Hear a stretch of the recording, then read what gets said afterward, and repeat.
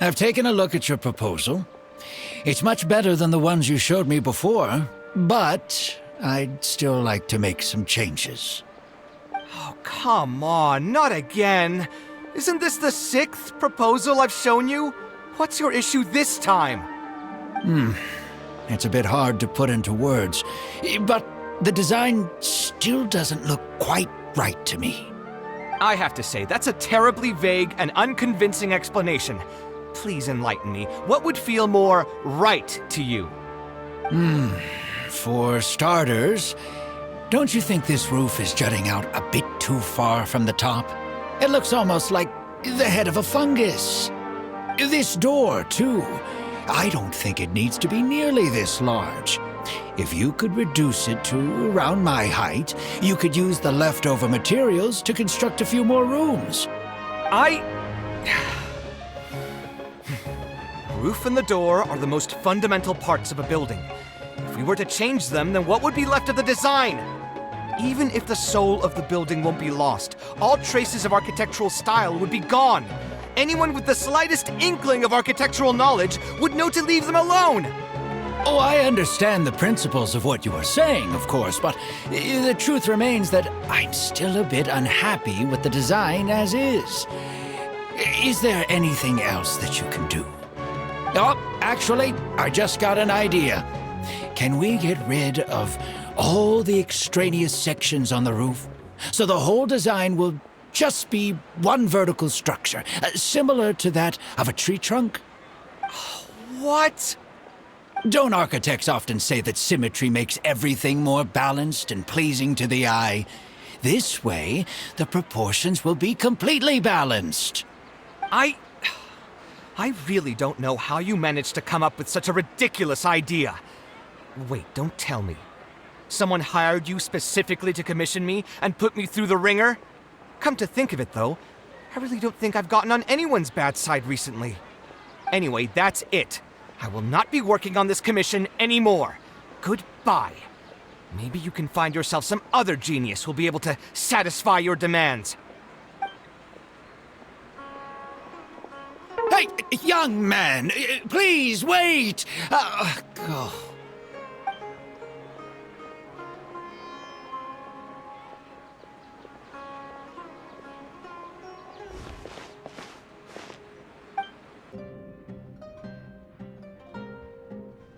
Taking this commission was truly the worst decision ever. Oh, hey, I wasn't expecting to run into you here. Actually, while we're on that, what are you doing here at the tavern? Don't listen to anyone who says that drinking is an elegant pastime. It's no good for your health. So you saw all that, did you? Ugh, I thought I was in the clear. I made sure to double-check that nobody I knew was around. Anyway, thanks for looking out for me.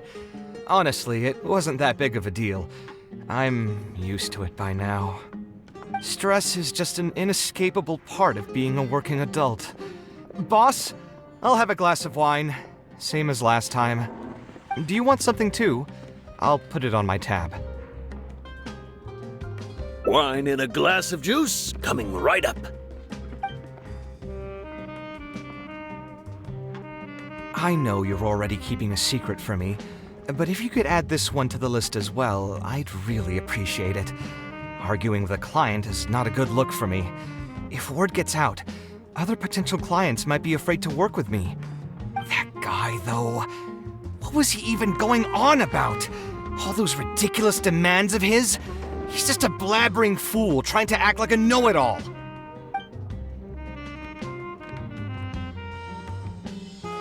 Another glass, please, boss. I'm not leaving today till someone has to carry me out. You've got it, sir. I gotta say, though, it almost feels like you're saying that every other day now. It really is every other day that you'd run into a client who knows nothing about construction requirements or architectural style. If this was in the past, I'd never have gone through 6 whole drafts trying to accommodate the client's preferences. But perhaps getting used to this just means that I've grown numb to it. I've worked on so many projects since graduation, and none of them have been approved at the first pass.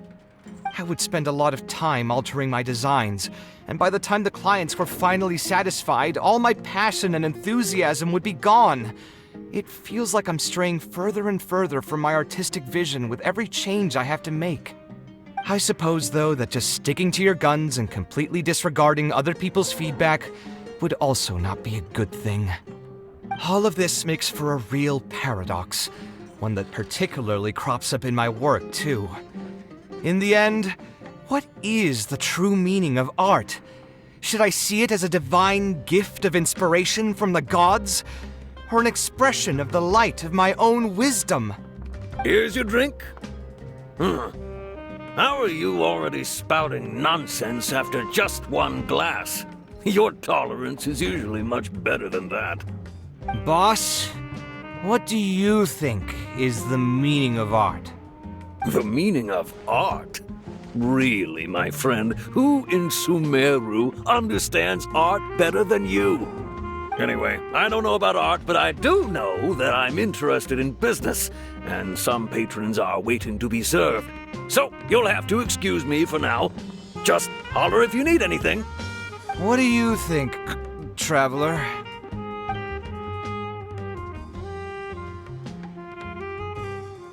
Yes, art shouldn't be self-indulgent entertainment saved for the elite. Let's say that I built a house for someone. If they don't like how it looks, then no matter how brilliant it may appear to me, they won't be happy with it. The problem is that it can be very difficult to get validated by others. I could compromise my personal standards to accommodate my clients, but often that just means creating a final product that I would struggle to look at.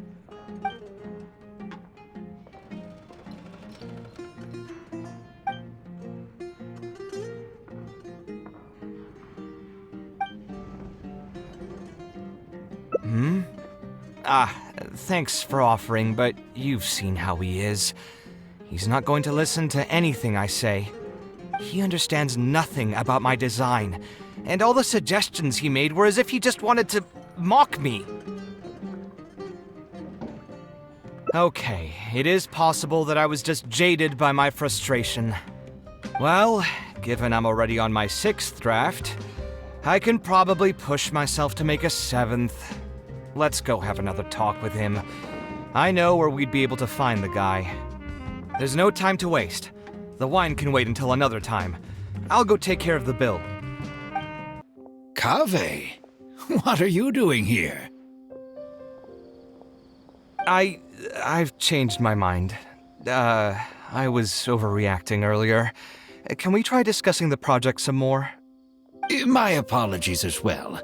Now that I think about it, some of my requests were indeed a bit unreasonable. If I choose you to create the design for my project, I should have a bit more faith in your vision. Thank you for understanding. Mutual trust is the basis for good communication. Now that we've got that out of the way, I think we can have a more productive conversation. To be perfectly honest, your commission request has been the most peculiar one I've ever received. Even now, I still know nothing about the building's intended purpose. All I know is that you want to build something in the desert for public use. I am aware that overly specific requests will restrain the architect's artistic freedom. However, knowing nothing about the intended purpose of the building also means I have no idea if I'm on the right track. I've produced several draft proposals for you to choose from, and you've rejected every single one. If we don't get on the same page, it could be a decade before we can finally break ground on this project. Yes, I've given this some thought already. I think we can go with the general direction of the latest proposal that you just showed me. It's just... Just what? Putting the building design aside, can we get some less expensive materials for the floor tiles? Yeah, I know someone in the business, and the red bricks he sells can go for pretty cheap. The timber here as well. We should be able to find some substitutes. Please give me a moment. My head's starting to hurt again. Just please hold on for a second. So, let me get this straight. You want to reduce the cost of the project, right? But if we implement your suggestions, then I'm afraid we have to scrap the entire design. Architectural design cannot be neatly split into discrete parts. Any change to one part of the design will affect the quality of the whole thing. I decided to utilize high-end timber for this section because the weight-bearing structure requires the supporting materials to be durable and strong. Same with the tiles. Switch them out and the entire mural will have to be redesigned. More importantly, if we make such a change, both its practical functionality and aesthetic value will take a great hit. If all you need is a building with a roof that can keep people dry in the rain, you shouldn't have commissioned me. Many architects would be able to build you one of those while charging far less in commission fees. Actually, Please tell me, are you absolutely sure that there's no room for any changes in this draft of the design? I think the most important thing for me is to understand what you would actually like to get. If you could tell me more about your vision, I might be able to work with the design some more. You are the client, after all. You should have the final say on how the project turns out. I want to build something unique. Something quiet and warm inside. A refuge that can block out the world outside.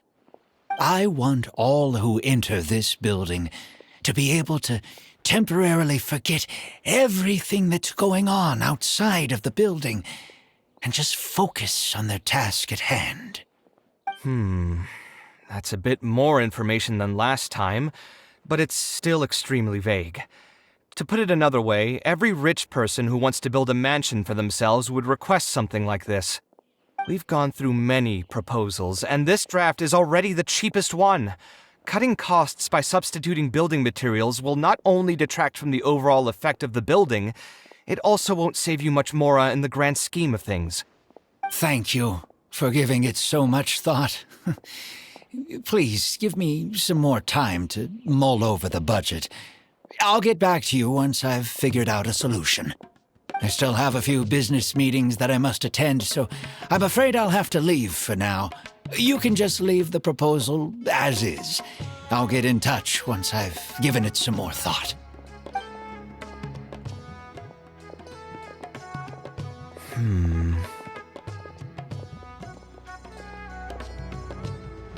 I also have a similar feeling. Is that really okay? I mean, what he does now is none of our business. He does seem really suspicious, though. He dresses like a rich person, but when you talk to him, he hardly sounds the part. That's actually pretty common. Not all rich people are spendthrifts. Many are just, as if not more, stingy than him. The more mora some people have, the more they love interfering with people's lives. Like constantly reminding you to pay back your debts, or hinting every other day that it's time for you to pay rent. Actually, now that I think about it, I'm not even sure this person really wants to work on this project with me. Putting his vague requests aside, he's still finding excuses to procrastinate even when we've decided on a plan. Who knows how long construction will take if he keeps delaying things like this? We should find him again and get some clearer answers. The sooner we can break ground on this, the better.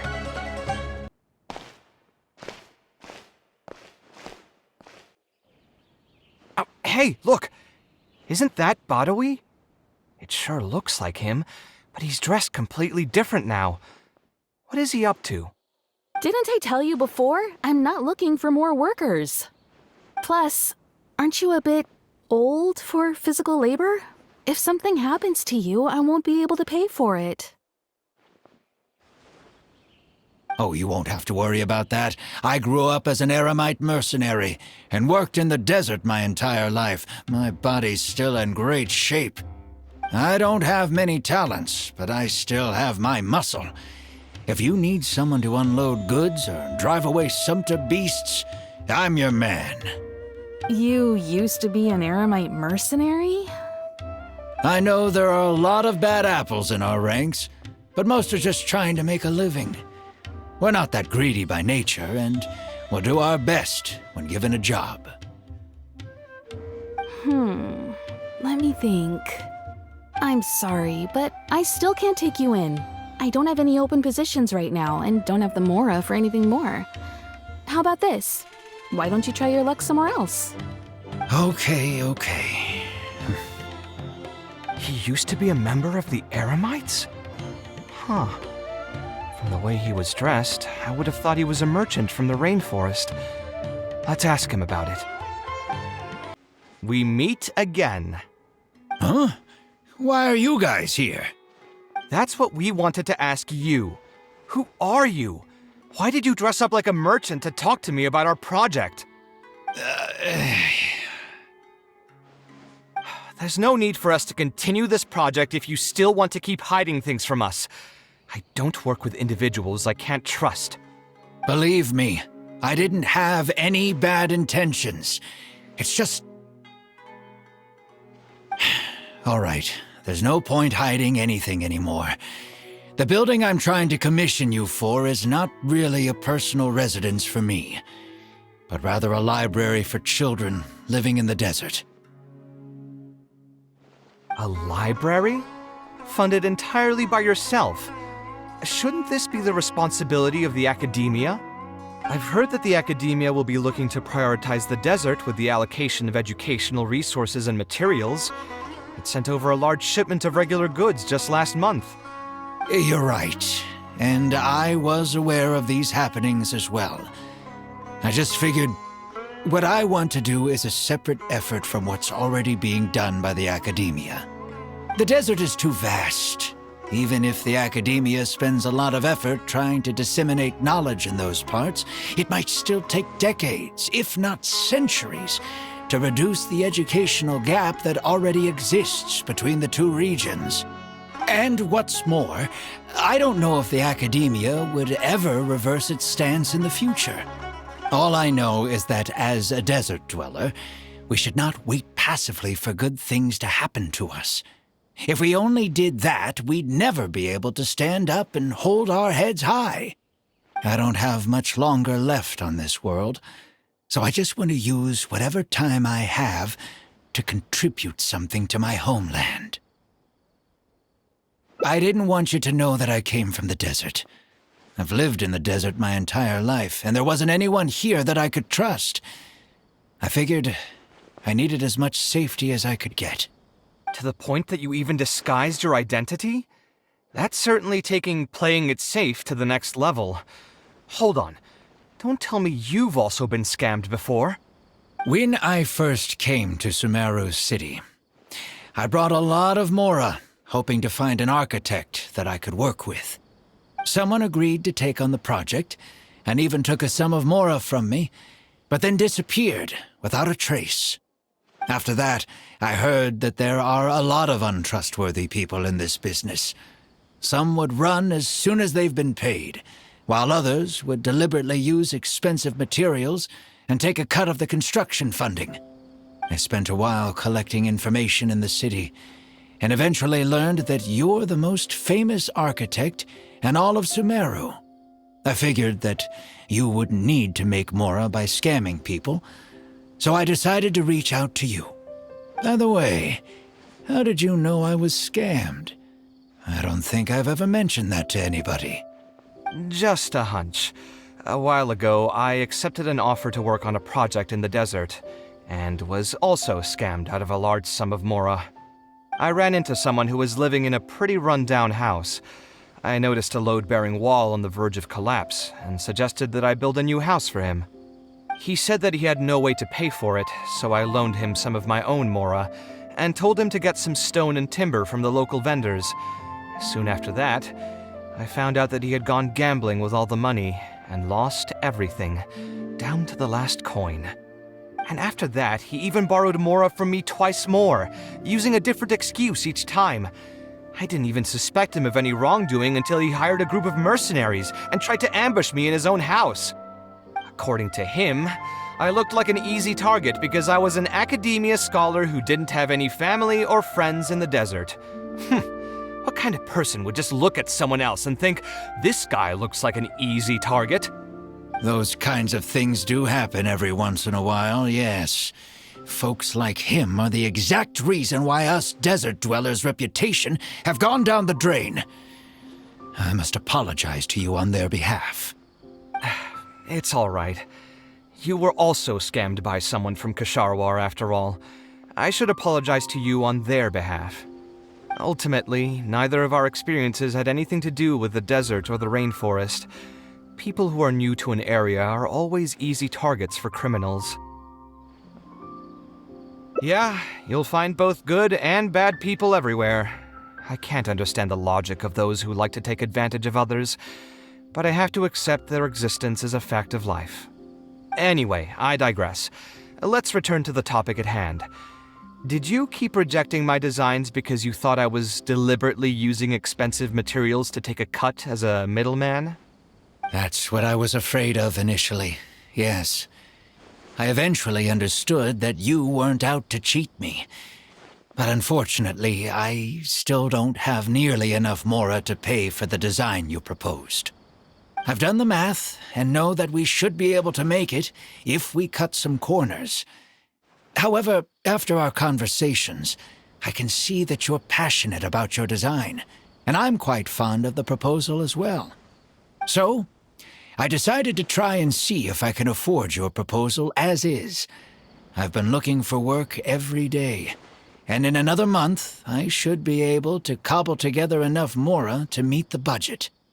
By cobble together, you mean you're going to spend your entire life savings on this project?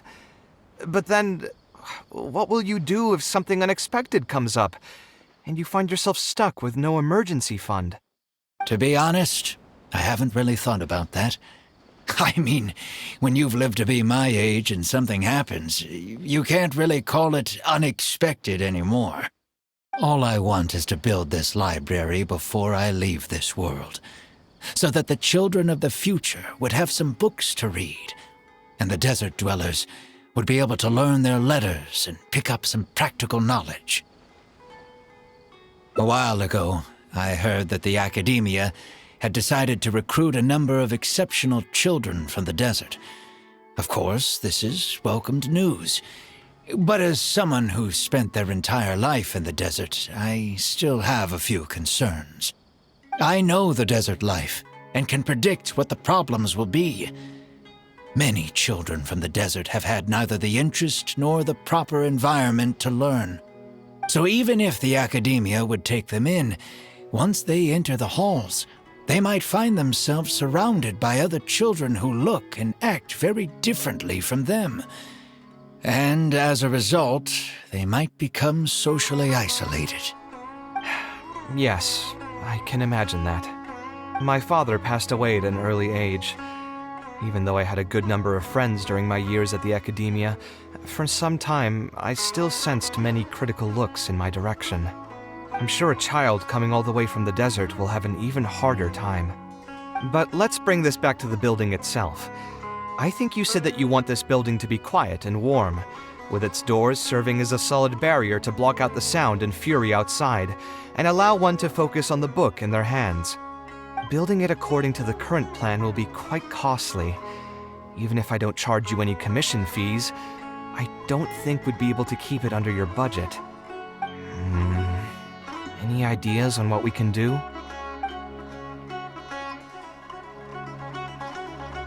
A slightly different style. Give me a minute. Most architects would probably prioritize cutting costs and removing extra features in this situation. Indeed, converting the building into a simple bungalow would solve most of our problems. However, I do not think this would be the best solution. While it's true that the aesthetic value of a building is often viewed as an afterthought, neglecting it has some long-term negative consequences. It is especially undesirable in this situation, as the library will serve a high number of children, many of whom would have never been exposed to structures that may be considered elegant or beautiful. To completely give up on the more aesthetic design would mean stripping the children of an opportunity to appreciate the beauty of architecture. I share Badawi's sentiments in wanting to preserve a more complex design. However, if we can reduce the ornate aspects of the design while maintaining its fundamental elegance, which is to say we won't touch the arches and stone pillars, but make changes elsewhere. This is definitely a first. To make up for the loss of regular details, we would need to put a lot of extra effort into the layout, lines, and color. I see. Would that really be okay? It just increases the difficulty of the design. You should feel lucky that out of all the architects in the city, you chose to approach me. Most of the others would have given up on this project by now. As for inspiration, I think I might have something in mind, but I'd need to visit the site to make sure. Where do you want this place to be built? Tell me the exact location. Aru Village. Although it wasn't my childhood home, I think it'll be the best site for such a building. Okay, then we can pay a visit to Aru Village. Is there something I can do for you? I've already caused you a lot of trouble before, and now you're revising the design again because of me. Which draft are we even on now? It's making me feel terribly guilty. Let me think. You said you used to be an Eremite mercenary, right? In that case, you could help us clear out some monsters that are blocking the way to Aru Village. We want to keep the roads clear, and reduce the loss of materials during transport to a minimum. If everything goes well, that'll help us save some Mora. All right, just leave it to me. If there's anything I'm good at, it's clearing out monsters. What are you waiting for then? Let's pack up and get ready to go. Most materials going from Caravan Ribat to Aru Village would pass through here. There are a lot of monsters out here today. If you find it hard to keep up, just let us know. Oh, don't worry about me. This is nothing. I'll be careful, though, and you should do the same.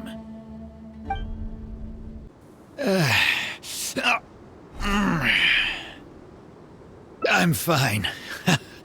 I've spent my entire life fighting these kinds of monsters in the desert, after all. They won't get the best of me. But it's one thing to fight against monsters, and another to fight against an old injury. It's something I picked up when I was young. There were many fights between mercenary brigades back then, and one day someone stabbed me in the back. I don't think much of it back then, but with age, it's caught up to me.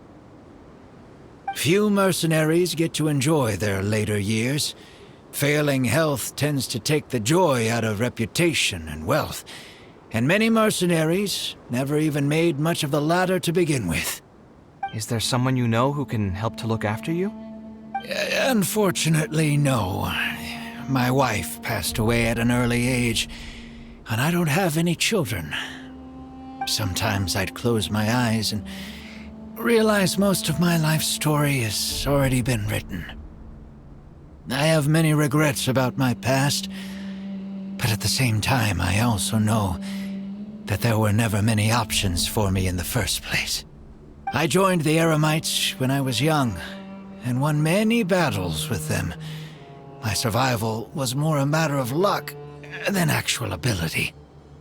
If at all possible, I want future children of the desert to have some more options in life. I don't want them to turn out like me. My apologies. The older we get, the more we tend to ramble. Seems like we've already cleared out most of the monsters. Let's hurry over to Aru Village.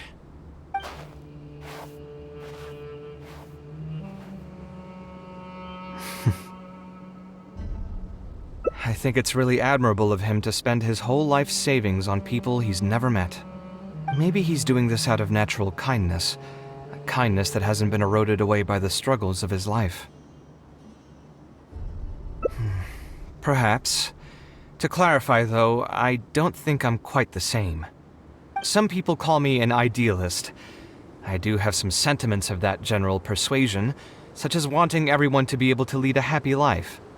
But my situation is more complex than that. In the beginning, what drove me to harbor those thoughts was less idealism and more a desire to make up for a sense of guilt. When I was young, I impulsively encouraged my father to take part in the first Inter-Darshan Championship hosted by the Academia. He set off confidently hoping to win something for me, but failed to clinch the title. What's more, he fell into depression after the competition and requested to join an investigative research project in the desert. I never saw him again. Word has it that he got caught in quicksand. Even if other factors may have contributed to his death, the fundamental cause still circles back to me. I started doing many things in life because I wanted to make amends. Even in cases where I couldn't do something for a specific person, I still did whatever I could. I think I just wanted to make myself feel a little better. At this point, even I don't know. I've tried self-reflection, but it didn't help. I can't seem to walk away from many things that I see or hear about, even if they don't directly concern me. And I can't quite pinpoint the source of it. Maybe it's just like what those Vahumana scholars often say. It's hard for people to truly understand themselves. I could be doing things out of endless guilt, or I could be doing them out of a strong sense of empathy. It could even just be a matter of conceit. The potential motivations could number in the dozens, but the actions they result in are the same. Anyway, I suppose I don't really mind being called an idealist. They also use that term to describe my father. It seemed to carry fewer connotations back when he was around. I've known Al-Haytham for many years now, and discussed my ideology with him for nearly as long. Maybe argued is a better word for it. He told me a long time ago that no matter how strong of a swimmer you may be, you'll still get dragged under by the others who are drowning once you run out of stamina. He believes this is the fate that awaits all idealists. I still believe I should live by my ideals, and I've given him countless reasons why I think it's a good idea to do so. Perhaps my ideals are flawed, but are there really any perfect things in this world? Unfortunately, he remains unconvinced. His personality is the exact opposite of my own. If someone happens to drown next to him, he'll most likely stand on the shore and mumble something along the lines of respecting other people's fates. But as you can see, I'm not the only idealist in the world. Just as there are different seasons, there are also different people. There are many others who will continue to care about the fates of those who are not directly related to them. And when I finally run out of stamina, someone will also reach out and bring me back to shore. Someone will help me, right? Yes, I've already been helped like that before. Oh, please. It's not like we're actually talking about swimming. Also, just so you know, I actually took a swimming elective back in the day. Don't underestimate my skills. Either way, I'm feeling much better than when you first found me at the tavern. I can feel inspiration already welling up inside of me. Maybe this will be just the opportunity I needed to create a whole new style. All right, let's head to Aru Village. Now that we're here, it's my partner's time to shine. Marak! Oh, what's this? My toolbox. I built it using an ancient mechanical core. It's not too smart, but it's super useful and can help me with a variety of tasks. I'll take Marak and find a suitable location for the building. Once that is done, I'll get to work on a few designs. Traveler? Ah, you know each other? Hello. I suppose you must be Kaveh from Kasharawar. I have heard of you before. My name is Sataria, and I'm currently the person in charge of promoting educational assistance programs here in the desert. Educational assistance programs. Then you must be familiar with the local conditions here. I can't say I'm too familiar just yet, but if you have any questions, I'll try my best to answer them. I've been commissioned by Mr. Badawi to build a library in the desert. We've settled on the general design direction, but we are trying to finalize some details based on the conditions around the intended location. A library? Do you intend to open it to the public for free? That's right. I want to make sure the children will have books to read. That's fantastic! I'm sure the children will be thrilled. Right now, we don't have access to many paper books or a quiet place to read. Truth be told, this very thing has been keeping me up at night. Let me get straight to my questions then. Can you estimate the number of children around here who'd be interested in reading?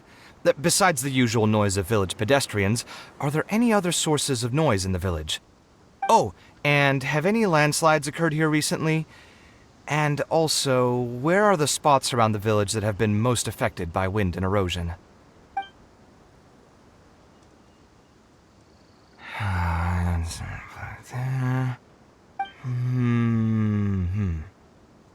All right, that should be everything. Badawi, let's go over the budget again. We'll keep the building structure the same, but make the place a little bigger, so it'll be able to hold more people and get better natural light. The parts of the project that cost the most will be the insulation and ventilation materials. I'm sure you understand, no one likes to read in a place that's hot and stuffy. I want to make significant changes to the arrangement of the bookshelves, tables, and chairs. I'll go over the specifics of that shortly. I have 2 plans in mind. Both are pretty minimalist in style, but will provide a very different ambiance from the world outside. Our final cost should be around 70% of the last figure I quoted. The whole thing should take around half a year to complete. Marak has produced a sketch for all of you to see. If everyone's okay with it, then we'll proceed with that as the formal plan. The inspiration just came to me naturally. All I did was put thoughts to paper. I must give you credit, though. If it weren't for your advice and suggestions, I probably wouldn't have landed on this new style so quickly. According to the traditions of my profession, I should probably name this style after you. Let's call it the Traveler style. In the meantime, let's look forward to the day when this building is completed and can finally open its doors.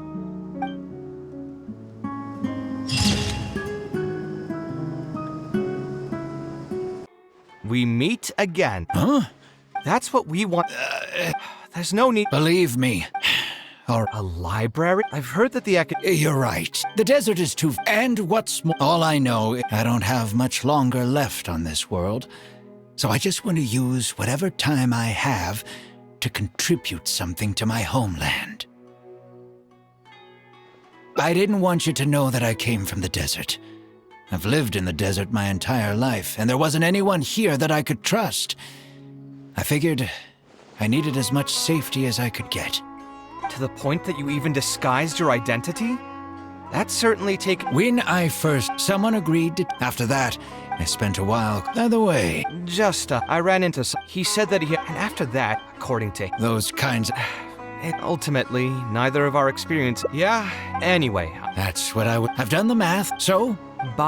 To be honest, all I want is to build this life. A while ago, I know, so even if...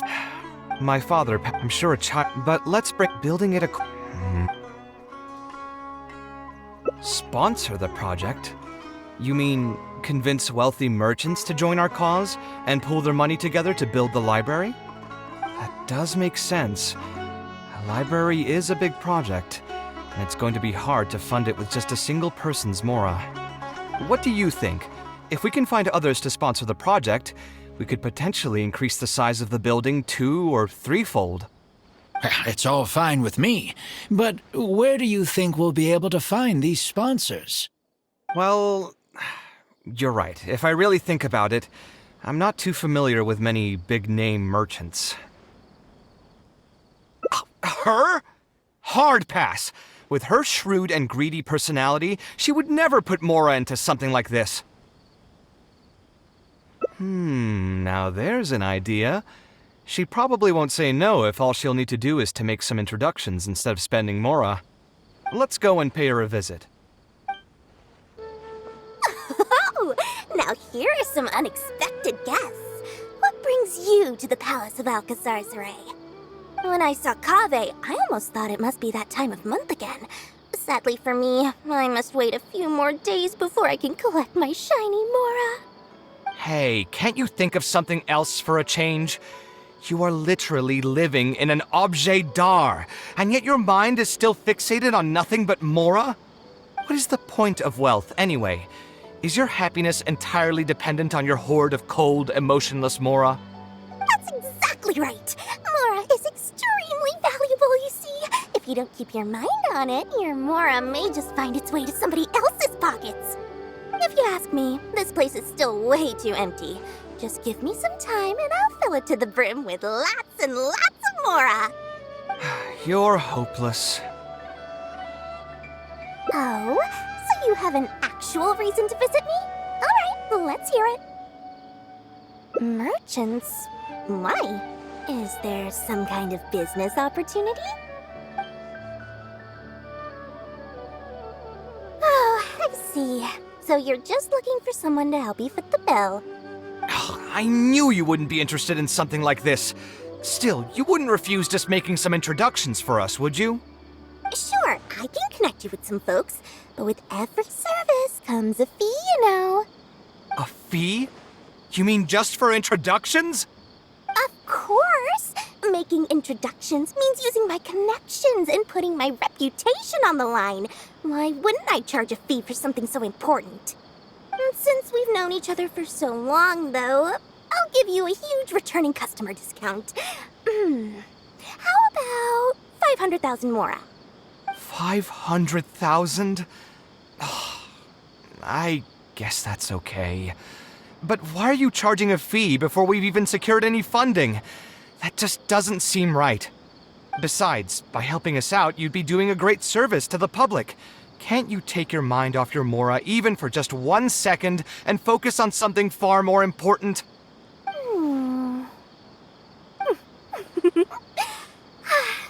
Very well. Since you're so passionate about this project, I'll help you out and waive the introduction fees. 3 of my business partners came by earlier today to discuss some things with me, and they still haven't left yet. I'll arrange a meeting for you, and just so we're clear, it'll be up to you to present your project and discuss any deals. Thank you so much. You can wait here. I'll bring them over to you. Dory gave us a brief introduction about the two of you. You are Kaveh, the renowned architect, and you are the traveler. Practically all of Teyvat has heard of you by now. To be frank, I don't feel like there's an obvious business opportunity here, but since Dory took the time to introduce you, we can spend some time to have a conversation. So, let's hear your idea. All right, here's the situation. I've been commissioned to build a library in the desert, with the intended goal of allowing the desert dwellers to have more access to reading materials. So it's a public welfare project? Correct. Then the commission fees will likely be very low. You should be careful. I'm not too concerned about how much I'll get for the commission fees, actually. I'm fine with doing it for free. I just want to get this project rolling as soon as possible. We're just a little short on funding. So what? You can't possibly expect that we just cover the shortfall for you. Besides, what does a library in the desert have to do with us? If you want to build it yourself with your own Mora. Seems simple enough to me. Hey, there's no need to be so harsh. They are Dory's associates, after all. Here, can you tell us a bit more about what we can gain from sponsoring this project? So we'd mostly be doing it for reputation and exposure? There is some value to that. It could make doing business in the desert a bit easier. Well, just speaking for myself, I've got nothing in the desert. I also have a concern. It feels like there's not much to profit from in the short term. But in the long term, the reputation gain also doesn't sound like it'd offset the cost of the sponsorship. Then how about this? What if, instead of building a single library, we commit to an entire complex of buildings dedicated to culture and education? Wouldn't that just cost more? Yes, but in that case... Mr. Kaveh, please tell us what you have in mind. I'll just give an example. If we were to build a library and a school near Aru village, then the desert dwellers would gradually begin to migrate towards the area. A whole suite of buildings will be able to host more traffic, and thus drive the economic development of the entire area. In turn, that would lead to direct business opportunities. I've been to the desert several times. Although there are still many lingering tensions between the two regions, the amount of interaction has been steadily increasing, and in the long term, the desert will only become more and more important to Sumeru. You do have a point. Education in the desert is indeed an industry that has not been tapped into. If we can be the first to place stakes in the area. And you just believe anything he tells you? Even the greenest amateurs know that urban planning will affect population flow. If you don't believe me, you can ask anyone on the street to confirm it to you. You... Hey, why are you starting to sound like I'll hate them? Wait, something just occurred to me. If we're going to build a library in the desert, Aru Village would obviously be the best place for it. But it seems we're not the only ones with our eyes on the village. I heard a rumor a while back saying a lot of land and buildings in Aru Village have already been secretly purchased by a big-name merchant. What? What? In other words, if we try to join the fray now, there won't be much left for us. If we want to build a suite of buildings focused on education and culture, Aru Village is the prime location. If we want to build it anywhere else, we'll have to deal with a far larger list of problems. It's not impossible, I suppose, but... Then there's no hurry. We can wait for Aru Village to develop more first and get into the market for expansion to other areas. But if you were to do that... Is there nothing else to discuss? Great timing! I pretty much heard all I want to hear. If there are no other urgent matters, I'll be on my way. I'll be off as well. If you have any new ideas, please feel free to reach out. It seems like the others are not interested in funding this, so no point in me doing this on my own. Let's revisit this another time. Hey, guys, wait! Well, what can I say? I guess it went somewhat as expected. They are Dory's friends, after all. As soon as they heard that there's not much more in this for them, they lost all interest. Yeah, it's just another day doing business with people. But I can never get used to that. Those people never think of anyone other than themselves. Looks like we'll have to figure out some other way to get the funding. Let's go. Oh, where did all that passion go from earlier, I take it you weren't able to find a sponsor for your project? Please don't tell me that you're here to mock us. What kind of person do you take me for? Would the kind and generous Lord Sangama Bay really do such a thing? I will say, though, I more or less expected this outcome even before I introduced them to you. You can try to talk up the project all you want, but the facts will remain the same. This project is high investment with slow returns. No sane person would put their money into this. But this isn't just a business project, right? Also, if you already knew no one would want to partner with us, why did you still try to charge me 500,000 mora? You scammer! You might want to remember who your creditor is before you start talking like that, Kaveh. I'll pay back every last coin that I still owe you, but that's a completely different matter. Alright, since you're so devastated about this, I'll set you up for dinner with another big-name merchant. In fact, I'll be inviting the most famous merchant in all of Sumeru, so I'll be counting on your performance. What? Really? I would like to sincerely apologize for my attitude just now. So, where would we be meeting this merchant? Follow me. Oh, I suppose both of you can come. This is the place. You said you're going to introduce us to the most famous merchant in Sumeru. Well, where are they? You still don't get it, huh? The most famous merchant in Sumeru. Huh? So you meant yourself all along? Then why did you bring us here? Well, I've given it some thought, and that complex of education and culture buildings that you mentioned does hold some promise. It'll be a pretty big Mora sink, and I'll have to fund it all on my own, but that's not really a problem for me. Seriously? Where's this generosity coming from so suddenly? Are you trying to scam me again? The reasons are not important. What's important is that I'm willing to help you.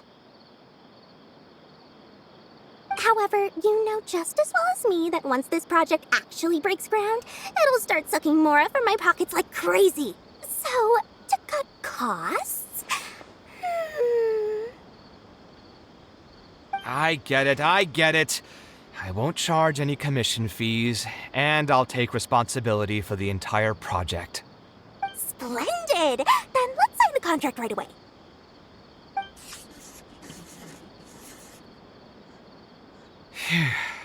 This way, the children of the desert will have some books to read.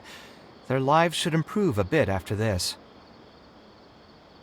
Of course, there are a few things better than using my knowledge to help other people change their fates. I must thank you as well, Dory. I used to say you only cared about Mora, which might have been some prejudice on my part. Sorry for that. I will also try to pay back my debts as soon as possible. Now, let's have a quick discussion. Where would you want the library to be built?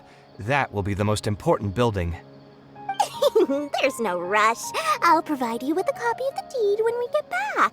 You can just use the address on the document to find the lot. Huh? The deed? So hold on a sec. The person who has been buying up everything around Aru Village was you all along? Oh my, did I not tell you about that? Yep, yours truly has been buying up all the land. I must thank you for bringing your ideas to me. Before our conversation, I had no idea what to build on all those lots. So, from my perspective, this has been a great turn of events. I didn't put much in and easily got a lot in return. But what about my commission fees? Huh? Didn't you waive those yourself? I was just gonna say that to cut costs. We mustn't procrastinate and should start construction as soon as possible. But before I could finish my sentence, you volunteered to waive your commission fees and even promised to take responsibility for the whole project from start to finish. I am so touched, really. It's obvious that you used every trick in the book to deceive me. You deliberately paused for a long time while talking about the project and kept glancing at me with that menacing look in your eyes. Huh? You really think so? Well, the contract's already been signed, so there's no point in dwelling on the details. You know what? I'll pay for tonight's dinner.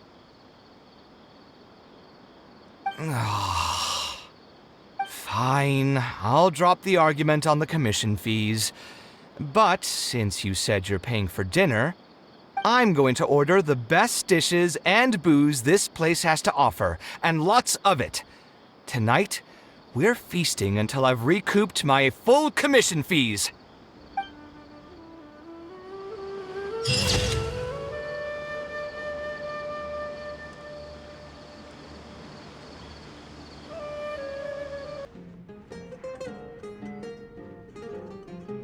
Taking this commission was truly the worst decision. Actually, while we're on that, what are you stress is just an inescapable part of being a working adult. Boss, do you want something too? I'll put it on my tab. Wine in a glass of... I know you're already keep that guy. Another glass. You've got it. It really is, but perhaps I would spend I suppose all of this. Here's your drink. Boss. The meaning of... Anyway, I don't know... What do you Exactly. So our thoughts on the meaning of art are rather similar. In Sumeru, and especially Sumeru of the past, the arts are not a popular discussion topic. Trying to talk about the arts is basically the key to killing any conversation. It's too bad that I'm not in my best form today. Otherwise, we could have talked about this for a little longer.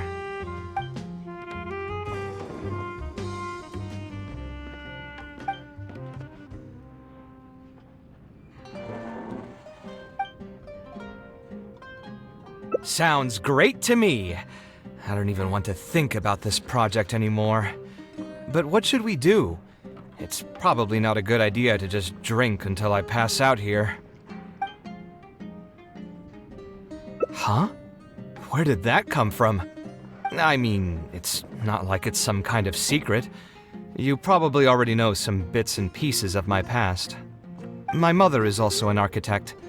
I've always adored her drawings, and when I was young, I used to sit next to her and watch her bring all kinds of buildings to life on paper. You could say my interest in architecture just naturally grew with time. Perhaps. In fact, I have also seen my mother argue with her clients, but she would always quickly find the motivation to return to her work. Unfortunately, I've barely had any contact with her since she remarried and moved abroad. Even if I wanted to ask her about her ability to stay positive after an argument, it would seem rude to barge into her life again over something as trivial as that. I did remember something else, though. When my mother left, she only carried some small personal luggage with her. She left most of the belongings in the house to me. At the time, she even told me that it would be great if I could learn a few lessons from her life experiences, so my life and career could go a little more smoothly. I hadn't quite come to grips with my emotions, and didn't really have it in me to go through any sentimental items, so I just packed anything with memories away in a box and haven't reopened it since. It's been a really long time. Now that so many years have passed, maybe I have finally developed the maturity I need to face those memories without losing my mind. Yeah, I should dig it out and take a look. Huh? Sorry, I've had too much to drink and wasn't thinking clearly. You're right. I should do these kinds of things with the support of a friend. Speaking of that, I can call you a friend now, right? Either way, thanks for reminding me that I can invite you to come along. Had I just gone back by myself, it would have looked like I'm deliberately trying to keep things from you. Thinking too hard about the words is giving me a headache, so I'll just give it to you straight. Thanks to your advice, I have decided to put my current projects on pause for now, and spend some time trying to rekindle the passion for my craft. If you want to stick around and see how this will turn out, you'll be sure to encounter some bits and pieces of my past. Do you think you'd find that too boring? All right, then let's head back together. I mean, you already know where I live. Who knew that the day would come when I too would have some friends over? Let me see. I should have tidied up the place before I left the house this morning. Alhaitham shouldn't be home now either. He's usually in the records room at this time of the day. Anyway, there's no more time for drinks. I'll go take care of the bill. Alhaitham isn't in, so feel free to sit wherever. I'll bring out the box.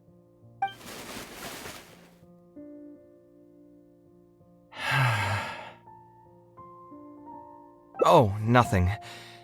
I just didn't realize how much time had passed. The box is pretty dusty, which means it's already been a while since I've moved into this place, and many years since my mother moved to Fontaine. I'm happy for her. I hope she'll be able to find happiness there. She raised me all by herself after my father passed away. It definitely wasn't easy for her. Anyway, enough about that. Let's see what I packed into this box. What are all these things? Oh, I remember now. This is a drawing I made in Port Ormos. Obviously, I wouldn't call it anything special now, but I was less than 5 years old when I made this drawing. That's more than 20 years ago. You could say it's pretty good for a child of that age. Now that I've said that out loud, I suppose I do have some level of artistic talent, right? Criticism and self-doubt have always been a part of the artistic process. Without criticism, there can be no improvement. It's normal for me to question my abilities from time to time. I admit that I may have spent a little too long questioning myself this time around, but as you know, the heart tends to dwell on whatever it pleases. Anyway, never mind. The more I talk about it, the less confident I feel. Let's see what else we have in the box. My building blocks! It's been years since I've last seen these. When I was a kid, I used to stack them super high, and could even stabilize the tower to keep it from tumbling over. Oh, and this blueprint. I made it by copying my mother's sketch, and the aspect ratio was horrendous. It's still technically the first blueprint I made myself, though. I was super proud of myself when I finished it, and put it in the same pile as my mother's sketches, hoping she'd notice and compliment me for my good work. Unfortunately, my mother didn't realize that I had put it there. When she had a meeting with a client the next day, she handed my blueprint to him by mistake. The client was completely confused by this new blueprint, but apparently he felt too tongue-tied to question such a famous architect. It was only a few days later that he finally gathered up the courage to pay my mother a visit. He asked, "The door in this blueprint is even taller than the roof. Is this supposed to be part of the design?" My mother took me with her to personally apologize to the client several times. She didn't scold me about it in private, though. Instead, she went over all the steps required to draw a good blueprint, and was very patient throughout the whole process. I still remember it like it was yesterday. Let's see, is there anything else left in this box? What was this again? This is my mother's notebook. She used to write and sketch in it all the time. When I was a child, I used to be super fascinated by this notebook, and always pestered my mother to let me read it. After asking her a few times, she told me that I could read it as long as I could guess the password. Wonder why she didn't take this notebook with her. Did she leave it to me on purpose? If only I could. I never managed to guess the password. Hey, it's not a matter of time, it's a matter of inspiration.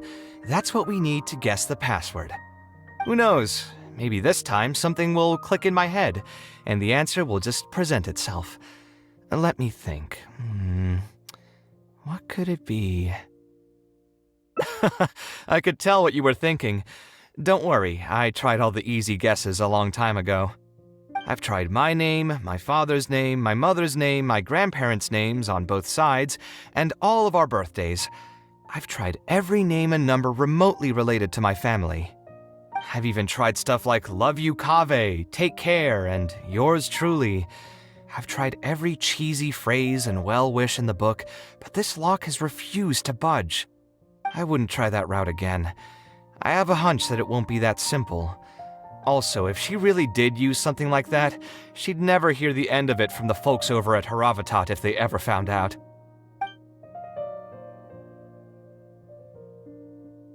So we could find someone who was close to my mother and see if they might know anything?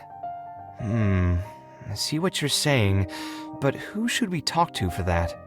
My mother was never really the one to be social. My father was the one with more friends, but all those connections were severed when he died. Let me think. Is there still someone at the academia who would know my mother? Actually, there is someone. Professor Zaha Hadi. You've never really heard of her? She's a famous Kshatriyar scholar and leading expert in formal garden design. My mother studied under her as a student many years ago. Professor Zaha Hadi published many works during her career, so I was able to learn a lot by studying her essays. If there's anyone who still remembers my mom, it'd be her. She's older now and is no longer teaching at the academia. But if I remember correctly, she spends most of her time around the Bimarstan area. Let's go take a look. We might run into her if we're lucky. What am I supposed to do now? Forget it. I'll just head back. Tighnari, what are you doing here? Oh, it's you. Good to finally see you again. I came into the city to buy some experiment reagents, hoping to bring them back with me to Gandharvaville. But as soon as I got here, I noticed someone banging on Cyrus's door. You've all heard of Cyrus, right? He's an ex-sage and Sino's adoptive father. I was thinking about going over to ask what's happening, That granny over there may appear old and frail, but her vocal cords certainly sound loud and healthy as ever. Granny? Yeah, she's just over there. You can go check out the situation yourselves in a moment. Kaveh, were you at the tavern? I had a quick drink or two. Can you still smell the alcohol? Drinking in broad daylight. Really?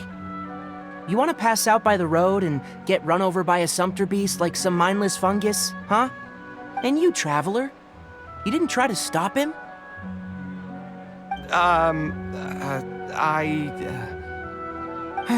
You look like a wreck, Kaveh. What happened? Are you feeling down again? You know what? I'm hosting a meal at Pardistii tomorrow evening. Do you want to come? Huh? Oh, I had no idea. Let me think for a moment. I'll come if I can find some time. All right. Then I'll plan on reserving 2 seats for you. I'll be heading back to Gandharvaville for now. I have a feeling that argument over there is going to continue for quite some time. It might be best if we don't get involved. A granny who lives nearby. Let's go take a look. Ha! So, plan on keeping yourself locked in there, huh? Fine by me. If you're not going to come out, then I'm not going to leave. My tomato was growing so well, it had all the potential to become the best tomato this year, and you cut it straight from the vine. I already told you I had nothing to do with it. Why would I take a tomato that's still weeks from ripening? You'd have to be awfully green as an investigator to think it was me. You see, the word green here could refer to both the color of the tomato and the fact that your skills could use some. Enough nonsense! Just come out and face me, you coward! You're out of your mind. If I've actually done something wrong, then get a mantra and pull me out by force, why don't ya? Oh, why you? Professor Zahahadi? And who are you? Oh, Kaveh. Fancy seeing you here. How long has it been? Come on, get over here and let the professor take a good look at you. Not bad, not bad. You've grown taller again. Professor, what's going on here? It's no big deal, really. A few of us old scholars got bored in our retirement and decided to put together a vegetable growing competition. At the end, whoever loses will have to go up on stage and do a performance for the winners. Which brings us to our current predicament. My tomato was sure to win until a certain someone decided they couldn't bear to lose. Hey, don't try to defame me in front of the kids. If we're airing out each other's dirty laundry now, then why don't we talk about you sneaking into Janat's garden the other night? Ahem! Lucky for you, seeing these youngsters come to pay their respects today has put me in a better mood. I'll let you off the hook, for now. Come on, let's go. We'll take our conversation elsewhere. He doesn't need to be a part of it. Yes, of course. Is Faranak still doing well? Yes, as far as I know. She left for Fontaine some time ago and started a new life for herself. She's still doing work related to architecture, though. Ah, yes. I did hear about that. Did that upset you at all? No, not at all. She's already sacrificed a lot raising me as a single mother. That's good to hear. Your mother did struggle quite a bit those few years. It's probably a good thing that she found a new place to call home. Sometimes I wonder if things were harder for her because she was so beautiful. People were always drawn to her beauty first, only to realize she had a sensitive and vulnerable heart underneath. She was still quite young when she first joined my class as a student. Beautiful and radiant with her golden hair, yet quiet and single-minded. She seemed like a lass from some aristocratic house who was seeing the outside world for the first time. She had to make a lot of drastic changes in her life to raise you on her own. Even during her time in the academia, she was a thorough perfectionist. If she was unsatisfied with something she had made, she'd insist on redoing it, even if I was perfectly happy with it. She had many admirers, and they'd always fill up the first few rows of seats, hoping they could get closer to her sitting in the first row. If it were any of my other classes, you'd have found nobody sitting in the front. But every time I saw her, she was always in that same rigid pose. She'd have one hand on her forehead with the other clutching her pencil. Her eyebrows would be knitted in a frown as she concentrated on the blueprint in front of her. I'm sure she had many difficult moments in her life. How did she cope with the stress? I'm not too sure. She never talked about such things with me. She rarely opened up to other people, you know. I do remember one time, though, when she got into a heated argument with a friend. She said something I found very memorable. She said, "True art cannot be understood, but as an artist, I wish some people could understand its meaning and value." If you ask me, that's probably the greatest source of pain for geniuses of their craft. It's extremely hard for them to find someone who can truly understand their ideas. So that's how it is. I wonder if the password could be... I tried both just now. Seems those aren't it either. What are you trying to do? My mother left her notebook to me, but it has a password and I haven't figured out what it is yet. I'm trying to learn more about her so I'd have a better chance at cracking the code. Thank you for all that you told us. It's the least I can do. Talking to youngsters like yourself makes me feel younger too. Honestly, looking at you now, I can see how much you resemble her. It's almost as if she's standing right in front of me again. Your personalities are quite alike too. You're both stubborn and both a little awkward. Of course, I'm sure the similarities are mostly superficial. But so long as you continue to harbor those traits, you'll find a lot of difficulties in your work. I've taught a lot of students over my career, and in my experience, very few genius architects of Ksharawar ever found happiness for themselves. They would know exactly what they want to express and fight for it tooth and nail, which inevitably led to arguments with their clients. Some clients would choose to respect the architect's vision or just let the argument go because of the architect's reputation, but those are the rare ones. When Faranak first graduated, she was getting into arguments with her clients nearly every single day. I think it only got a little better when she met your father. I see. But could he understand the designs my mother made? No, I think they were probably beyond him, too. But despite that, he still stayed next to her, listening to her joys and sharing in her sorrows. Faranek had many admirers, but she ended up choosing your father. His support probably played a part in that decision. So instead of understanding, perhaps all we need is just companionship. Huh. It worked! Oh, was that the right password? Yes! Then you should be on your way, child. Find a quiet place and see what she wanted to say to you. Being the awkward person that she is, I suppose there were many things that Faranek could never say out loud. Instead, she probably left them in her diary, hoping that they would make their way to you one day. If you're ever in a mood to chat again, just come and find me here. You're always welcome to discuss architecture topics with me as well. Thank you so much, Professor. There's no need to be so formal. I'll let you kids go. It's time for me to take another stroll around the vegetable garden. I wonder what my mother could have written about.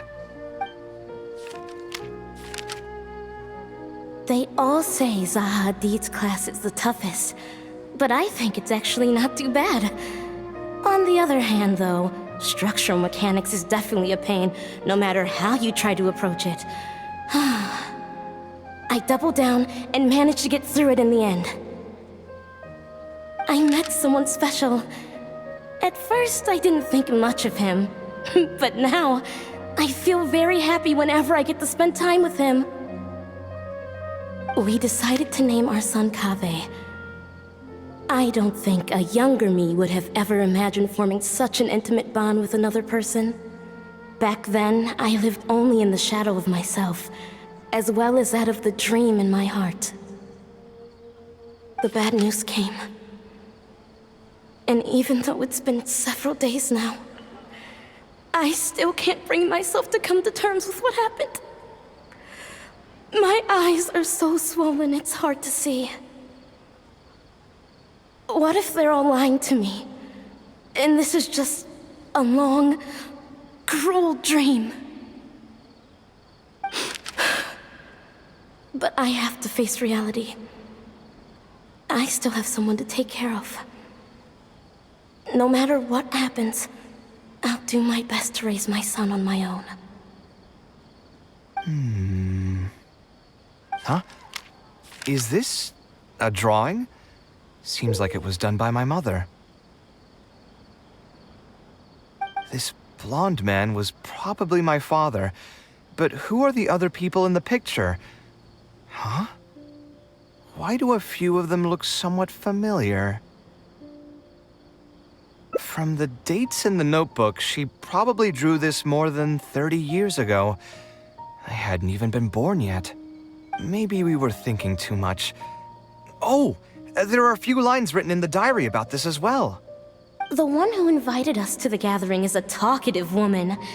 Including us, 3 couples showed up. There was also a person who came alone. The talkative woman introduced everyone to each other. She spoke really quickly, so I couldn't quite catch everything she said, but I also didn't feel like asking her to repeat herself. My husband seems to be friends with the man with long ears. I couldn't really join their conversation, so I've resigned myself to sitting in a corner and drawing in my notebook. I don't think I'd be able to become friends with any of these people, especially that stiff-looking couple. That man is certainly very handsome, but he would constantly alternate between disjointed and serious ways of talking. His wife is a bit more bearable. We were not acquainted with each other to begin with, and I doubt we'll see each other again after this gathering. The ambiance of this gathering is surprisingly pleasant, however. Talking to people can allow us to find some peace after a long day. Maybe my son will also partake in these gatherings in the future. I hope he'll be able to make many friends. Who would have thought my mother used to attend that kind of thing? It seemed she was only good at talking about her own work, and found it difficult to join into other conversations. As a result, she often kept to herself and would be off to the side, drawing. There's more written on the back. Oh, it seems like it was written to me. Kaveh. I was both overjoyed and distressed when I learned of your decision to continue your studies in Kshahrewar. You are very talented, and I am confident that you will become an architect of much acclaim. However, the more talented you are as an artist, the more misery and anguish you may encounter. No one will be able to help you during your journey as an artist. But outside of your life as a creator, you can learn to form connections with other people and enjoy many other things in life. It's the only way to alleviate your suffering. Whenever you feel down, seek out a friend to sit and have a chat. You can accumulate joy and fulfillment by spending time with them.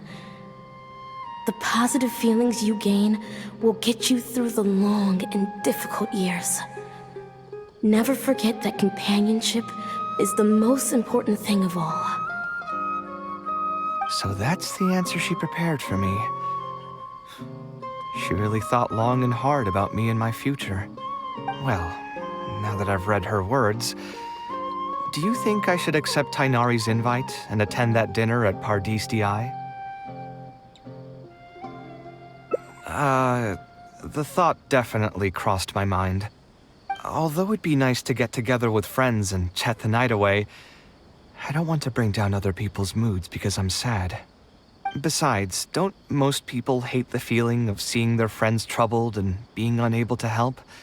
And what's worse, nearly all of my problems can't be easily resolved with some encouraging words or gesture. And don't forget, I'm also older than all of them. As their senior, I should appear to be a bit more responsible. Huh, you're right. I really didn't expect to run into him here. I swear, his nose must be just as sensitive as his ears. Well then, I guess it's best that we go and join him for dinner. That means I'll owe him yet another meal now. You know what? I'm not going to overthink it. I'll see you tomorrow at Pardis Di. Alhaitham also got my invite, right? Will he be coming to join us? That guy? He's never been a fan of social gatherings. I wouldn't get my hopes up if I were you. Are you sure? All right then. I guess we won't wait for him. Yeah, let's go. I mean, maybe we should give him a little more time. We can keep chatting for a while longer. Oh, sure. You still haven't told me, what's the occasion for getting us together here at Pardis Di? We're celebrating the end of the first phase of Kale's studies. I wanted to thank you all for the help you've given her along the way. Then where's Kale? She said she wanted to show everyone a bit of what she's learned, so she's still doing some last-minute prep at home. She'll be here shortly. Anyway, let's get started. To tell you the truth, I'm actually not so confident that the second phase will go as well as the first. The curriculum will become a lot more involved, and I'm worried that she won't be able to get through all of it. I was hoping we could brainstorm about it together before she gets here. I knew this wouldn't be just a simple free dinner. Is that why you also invited Alhaitham? Yes, I thought it would be good if we could all put our heads together about this. Anyway, let's take a quick trip down memory lane. What did you guys do when you ran into a problem that you didn't know how to solve? Or got assigned a project that you knew you weren't going to finish on time? Never happened to me. I'd just pull another all-nighter. You two are hopeless. Does anyone have a more useful answer to the question? Ooh, that's a good point. Confidence is the most important thing. Once you lose your sense of confidence, it'll become all but impossible to find the motivation to study. This could be a potential direction. I have already redesigned the literacy curriculum, and I was originally hoping to ask Alhaitham for his opinion, but... It's very simple. Instead of focusing on the amount of material you would like to teach, focus on the amount the student would be able to remember. Wow, you actually showed up. I could probably count the number of times you've actually come to gatherings like this on just one hand. It's still more than the number of times you've managed to get a proposal approved on the first try. As long as you're still aware. So, what made the difference this time? Are you looking to drink your sorrows away with some friends? That's your purpose for being here, not mine. Don't project your ways of thinking onto me. So you're saying the only reason you came is to help Tainari with his brainstorming? Precisely. Kale will have a long road in front of her. Hey, just to get one thing clear. Even if Kale manages to make her way to the academia, we cannot let her enroll in her avatat. Ksharawar is obviously the best choice for her. She's been a trainee forest ranger for so long, she'll definitely be good with her hands. What are you saying? Spontamad is the better choice. It's where I graduated from, after all. Then what about Amorta? That's the darshan her master actually graduated from. There are only 2 other darshans left. We might as well select all of them on her enrollment application. I'm trying to have a serious discussion here. Traveler, you aren't associated with any of the 6 darshans. In your opinion, which darshan would be the best choice for Kale? Well said. Agreed. And my goal in inviting you here was to gather some thoughts on the execution of this second phase. Phase 2 far exceeds Phase 1 in both curriculum complexity and the speed of instruction. I hope Kale has prepared herself for what is coming. Hey, what are you thinking now? Please don't tell me you're planning on lending her those abstruse books from your home library. Actually, I was thinking about lending her a professions guide. I'll make sure to write, "Don't become an architect" on the front page of that. You're right, I can't deny that. Is there another phase after Phase 2? What's the ultimate goal of all of this? Are we trying to prepare her for a job in the academia? We don't need to think that far ahead. Hold that thought, though. I think my vegetables are done.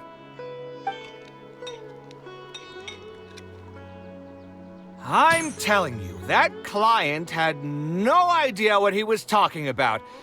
No matter what I did, he had something bad to say about it. Have you considered finding another client?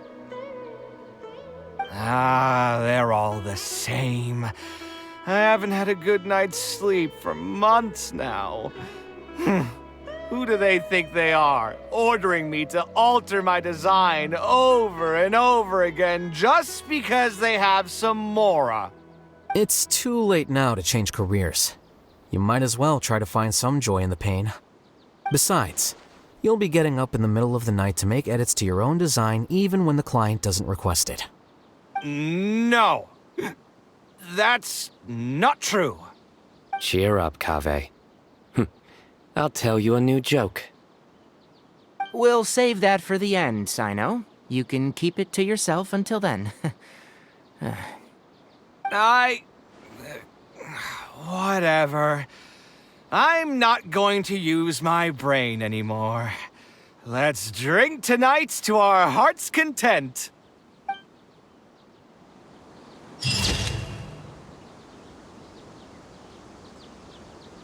Alhaitham isn't in, so...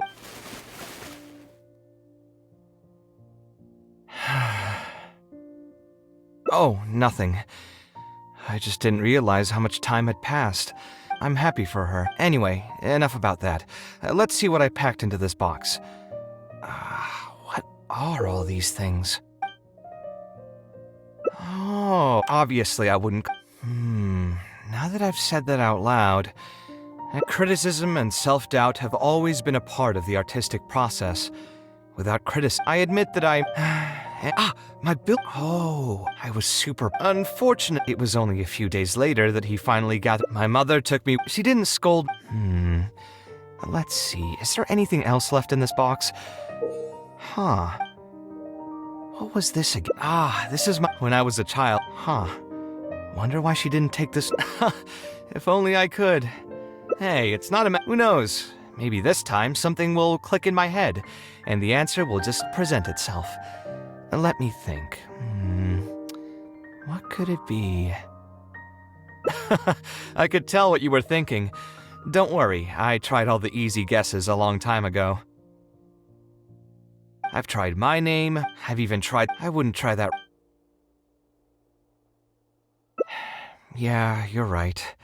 Although I was hoping to find some words of wisdom from my mother, if I stop and think about it, her words may not be the advice that I need to hear right at this moment. Everyone's life journey is different. Traveler, you've visited many lands and met many people, so I'm sure you've run into situations where some advice wasn't exactly suitable for the situation at hand. I just got an idea though. If I want to rekindle the creative passion that I had before, instead of trying to unlock an old notebook, why don't I take a walk around the parts of town that had changed my life? What do you think? I'm glad you agree. Then let's start by taking a quick stroll around the academia. Of all the places in the academia, I remember this one most. When my studies got busy, I used to pull all-nighters here trying to finish my blueprints. Who doesn't miss their time at the academia? Life was a lot simpler then, and we all had far less troubles. I created many designs that I thought were beautiful in the House of Dana. I drew whatever came to mind, since I didn't have to care about budget constraints or turning them into reality. If I had to give a reason, it'd probably be because I like the ambiance here. The Academia also had a rule that allowed scholars to annotate any physical books they came across. As a result, the books here are chock full of scholars' wisdom across many generations. Alhaitham? Why are you here? The House of Dana is a public space. Anyone can come here, no? But shouldn't you be at the records room at this hour? You're not here to watch me make a fool of myself, are you? You think I would derive amusement from watching you fall into depression over your life's various troubles? If that's the case, then I suppose I must have been entertaining myself for years. I came here to pick up a few files. If your voice hadn't managed to get through my soundproof earpieces, I probably wouldn't have noticed you. All right. I admit I was probably overreacting just now. Probably not when he's right here with us. As his senior, I shouldn't try to tarnish his reputation. There was nothing embarrassing or shameful about it. When I was still a student at the Academia, I once collaborated with Kaveh on a research project. A collaboration is usually beneficial for all parties, but due to issues with our personalities, we ended up going our separate ways before completing the project. We had a number of differences, and they remain unresolved even today. But there's no point going into that right now. The more important question is, why are you at the House of Dana? As a senior scholar, isn't it my responsibility to offer my friend a quick tour and explanation of the Academia's architecture? I see. Then let me guess. Your next stop will be the pavilions around Razan Garden? Our famed architect sure loves showing off that corner to all his friends. Oh, and Kaveh, a lot of the books you annotated have been moved to the innermost section of that bookshelf over there. You'll have to dig them out yourself if you need to find them. Huh? But why would you know that? Don't tell me you finally had an epiphany and realized that there's great virtue in respecting your elders' work. Sure, if that will give you some self-confidence. Leave any words of thanks you may have to the ex-Grand Conservator. The last time he was here, he was complaining that he had received reports from current students. The main grievance being that the annotations are too long and difficult to read. As a result, the books you annotated have been moved to the back shelves. What? But all of my annotations were extremely important. Instead of reporting me, they should have been thanking me for my service. The notes that I took, they couldn't have asked for a better analysis of those books. Okay, just you wait. I'm going to fix this right now. I'll dig all the books out and return them to the proper shelves. Oh, we'll wait. Anyway, you were about to say he's feeling a bit down? Put through the ringer. What an interesting phrase. I assume he used those exact words himself? He probably did suffer quite a bit, that's true. He always spends a lot of time editing his proposals, with the goal of satisfying as many of the client's preferences as possible. But the satisfaction of one client will not translate to general satisfaction with his work. Many problems in life can only be solved by a fundamental change of attitude. As the leading genius of Ksharawar, Kaveh should have both the right and the confidence to reject any unreasonable demands. There are plenty of architects in Sumeru who are inferior to him in skill, yet far more irascible in temperament. What's more, there are plenty of people who look up to such individuals as paragons of staying true to one's principles. Clearly, his predicament is inevitable, since he holds other people's feelings as more important than his own. Of course, each person is different, and we should respect the paths that they have chosen for themselves. Admonitions will serve no purpose. People tend to succumb to familiar pitfalls, and this is especially true for those who believe it's their duty to carry more burdens on their shoulders.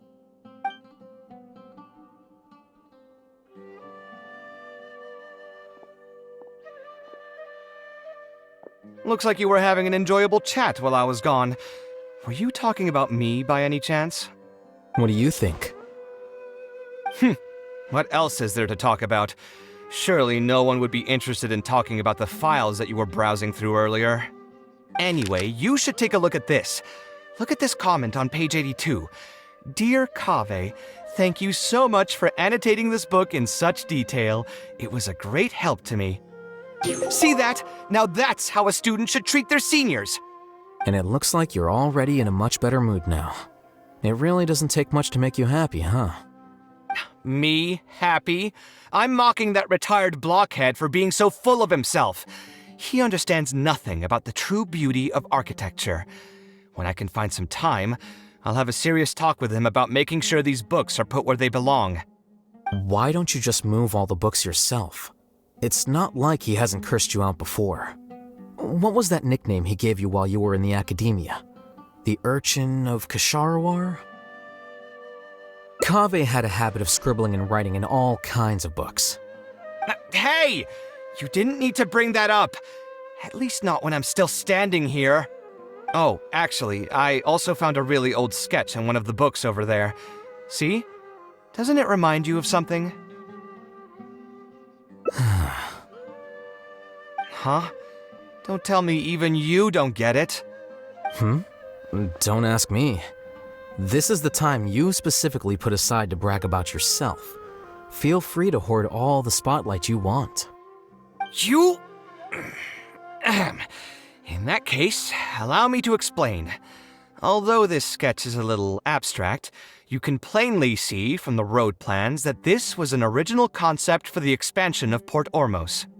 We can also plainly see that the designer was a huge fan of this project. It's the project he loves to talk about the most, second to the Palace of Alcazarzaray. If I don't keep bringing up the neat projects that I've done, how would anyone know that I was the one who did them in the first place? There shouldn't be any complaints about Port Ormos. If I remember correctly, the construction process was very smooth, everything was made ready ahead of time, and there were very few safety concerns. There are indeed no records of any complaints about this project. A most impressive achievement. See? What did I tell you? Come on, let's take a stroll through Port Ormos next. I'll tell you all about the designs I made for the place. No need. It's almost time to clock out for the day, and I don't intend on bringing any unfinished work home. Suit yourself. It's not like you know how to appreciate artistry anyway. Let's go, traveler. I'll take you to Port Ormos.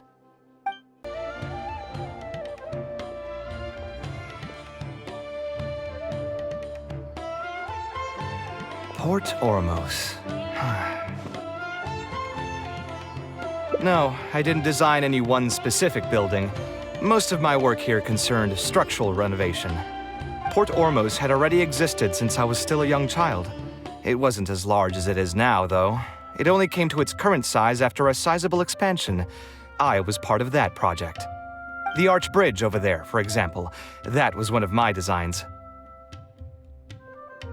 When I was first tasked with the project, I decided to reference the growth patterns of nearby trees to split Port Ormos into 2 levels. My goal was to improve the overall utilization of space. We ran into a lot of issues during construction, but thankfully, we were still able to achieve the original vision. Residents can now behold all the ships entering and leaving the harbor from the vantage point of the bridge, while visitors can recognize the site of Port Ormos from a long ways away. I was still young and new to the trade back then. I could hardly believe that an idea in my head could become reality and remain in the world for many years to come. The true cornerstone of the creative process. The point about the design that will be ultimately used to judge its true worth. It was the first time that it became crystal clear in my mind. Once built, a building will continue to stand. Countless people will see it, and countless more will step inside it. Its final worth, whether it's good or bad, will be assessed by the countless generations of people that interact with the building during their lives.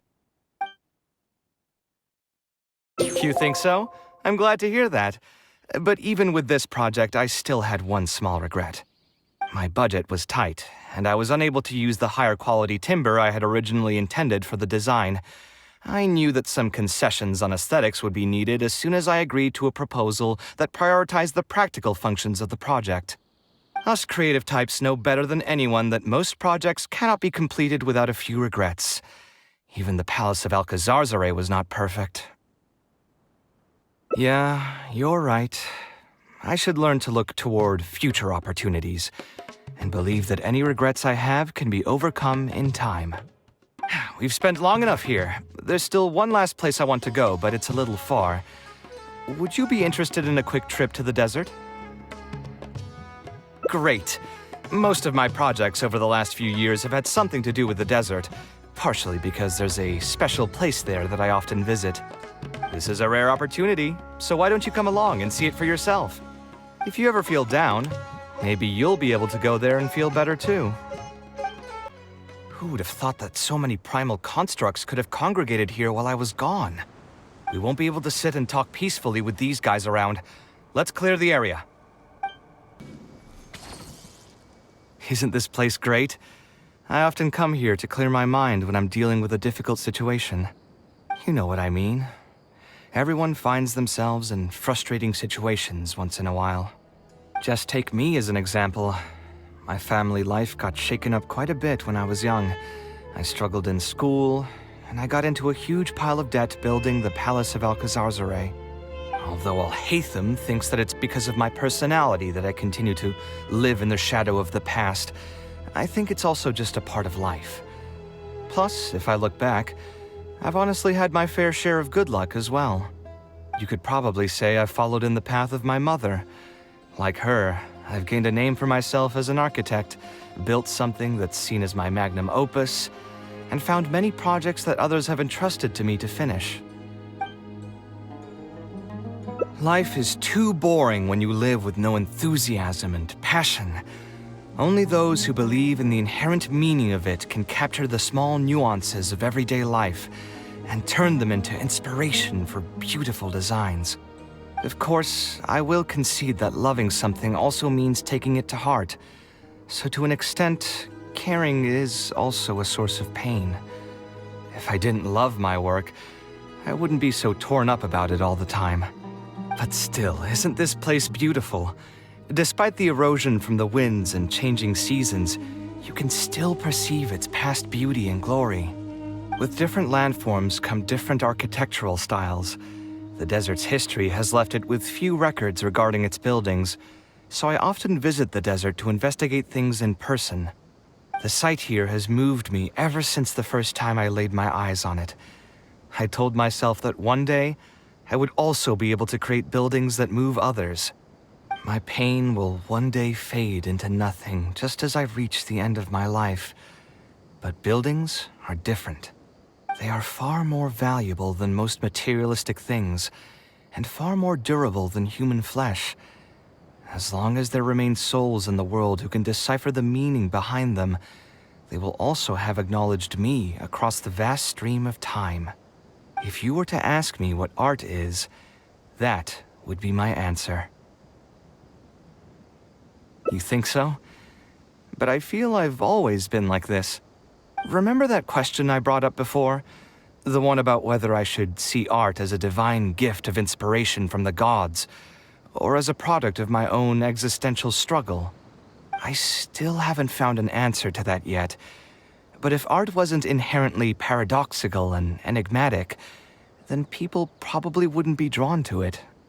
Those who pursue art will be unable to avoid the pain that it naturally brings. Will often be floating on cloud 9 one second and sinking in a mire the next. I'll try gathering my thoughts again once I've found a way to define art in the first place. In any case, thank you so much for listening to everything I had to say.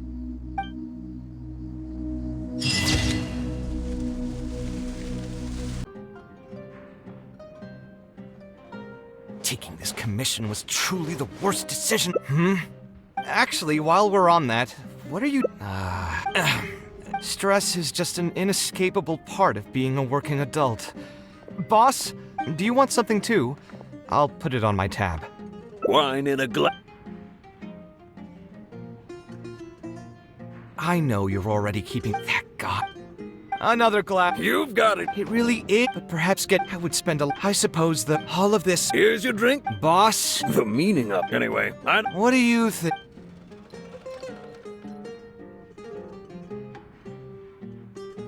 No worries. It was just an offhand question. It's been bothering me for a while.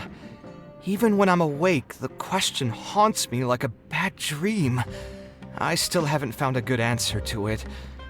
Or maybe there was never a correct answer in the first place.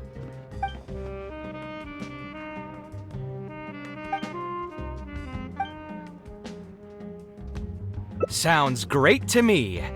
I don't even want to think about this project anymore. A different career. I see. That's not a bad idea. I think I've heard a saying somewhere before. 80% of a working adult's woes are due to not having enough mora in the bank.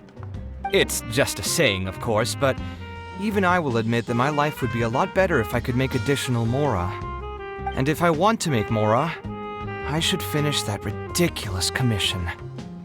But I really can't find it in me to go back and talk to him right now. Hold on. I just remembered that I used to have a senior classmate by the name of Alkami. If memory serves me right, he's no longer taking private commissions, but he's still doing pretty well for himself. Maybe I'll be able to get some advice from him. Yeah, I should get on this right away. No more wine for me today. I'll grab the bill and be on my way. Ah, Kaveh, it's you! It's been a while. What have you been up to recently? Yeah, it's been a long time, Alkami. Things haven't changed much for me. I'm still taking private commissions for all kinds of projects. I heard that you were the genius behind the Palace of Alcazar. I bet you're all set for Mora after a project of that size. Well, it's hard to make a profit from every project, you know? Hard to make a profit? You've got to be joking.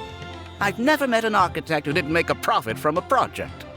Unless the client fled before they paid the commission fee in full. But that doesn't sound right either. Doesn't Dory have a pretty decent reputation in our local business circles? I don't think she's ever been involved in any kind of big scandal. Well, about that. I mean, it was complicated. I understand. Either way, doing one project after another sure gets exhausting over the years, huh? I've been there, so I can feel your pain. I mean, I obviously never had your reputation to live up to. That must have been stressful. But I'm sure we faced all the same problems. Trying to keep your client in a good mood while you're trying to stop them from micromanaging things they don't know the first thing about. I don't miss it. Thankfully, that's all behind me now. Not exactly. My work is still closely related to architecture. Judging from the look on your face, you're still strapped for Mora. That's quite unfortunate. You're the most artistically gifted graduate the Ksharawar Darshan has seen in decades. But it looks like you still have a lot to learn in terms of making Mora. With that said, us Ksharawar grads should still look out for each other. What if I told you about an idea that'll absolve you of all your Mora troubles going forward? Are you serious? But something like that has got to be some kind of top-level business secret. Are you sure you can just share something like that with me? Besides, I don't want to just take something like that without offering anything in return. I still have a little Mora. Or is there something that I can help you with? Oh, you're too kind. This is just a simple tip. Even if I didn't bring it up, I'm sure you'd hear it from the others sooner or later. The idea is this. I recently opened up a training center with the goal of educating people in architecture design. Compared to the classes taught by those old fossils at the academia, my classes are more condensed and streamlined and will allow people to quickly get their foot in the door. Unlike the academia, I won't turn down anyone who's interested, rich or poor. As long as someone wishes to learn more about architecture, I'll accept them into my training center. It just so happens that I'm still looking for a few more instructors. So, what do you say? Interested in coming over to give a few lectures? Regardless of the pay, I can already guarantee that it'll be far more comfortable than working on random people's private commissions. Ah, so you want me to join you as an instructor? That does sound like something I'd be able to do. It sounds like a pretty stable job, too. What do you think, Traveler? Then it's a deal. Yes, it's a deal. Thank you, Alkami. Oh, like I said, there's no need to thank me for this. The lecture room is not far from here, so you can just come straight here tomorrow morning. As for the pay, how about we start at 300,000 mora per lecture? 300,000? Are you serious? How could you offer so much? It would seem that you're still oblivious to your own economic worth. 300,000 is nothing compared to the prestige of having the light of Ksharawar as one of my instructors. 300,000 is also just the base rate. Just trust me on this. The longer you stick with me, the more you'll come to understand your true value in the market. I have to go make some preparations now. See you tomorrow. I was never particularly close with Alkami when we were in school. Who would have thought that he'd be so nice and friendly? I've hosted free lectures before, but this would be my first time being hired to lecture for a formal business. 300,000 mora per lecture. Whew! I'm so excited that I'm starting to get nervous. Thanks so much. I think I will be able to relax a bit more with a friend in the audience. Now, what should I talk about tomorrow? Some lessons I've learned over the past few years? I should probably save those for later. For my first lecture, I should start by getting them more interested in the field. All right, let's meet here again tomorrow morning. I should hurry home and create some kind of lesson plan. If I'm going to become an instructor, I should make sure I show up prepared. I didn't expect you two to get here so early. I was up last night preparing for the lecture, but I ended up getting so excited that I couldn't fall asleep.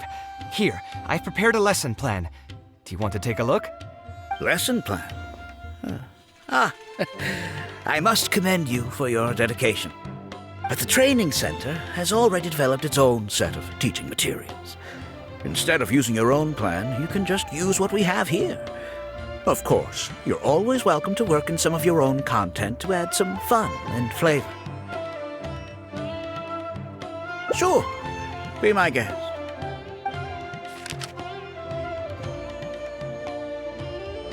It's almost time for the lecture to start. Feel free to head in and start the class whenever you're ready. Huh. So you've already developed your own set of teaching materials. Seems like I won't need the stuff I've prepared after all. Anyway, shouldn't be a problem. I'll just go ahead and use your materials. There's something else I want to ask, though. This isn't going to be a large class, is it? No need to stress. There are only 20 people in this class. There are 14 classes at my training center. Out of all of them, the first class has the best grades, so I've directed them to you. We'll see how well they take to your lectures. 20 people, huh? All right. I think I can handle that. Oh, and one last thing. In the interest of keeping a quiet learning space, only instructors and students are allowed in the classroom when class is in session.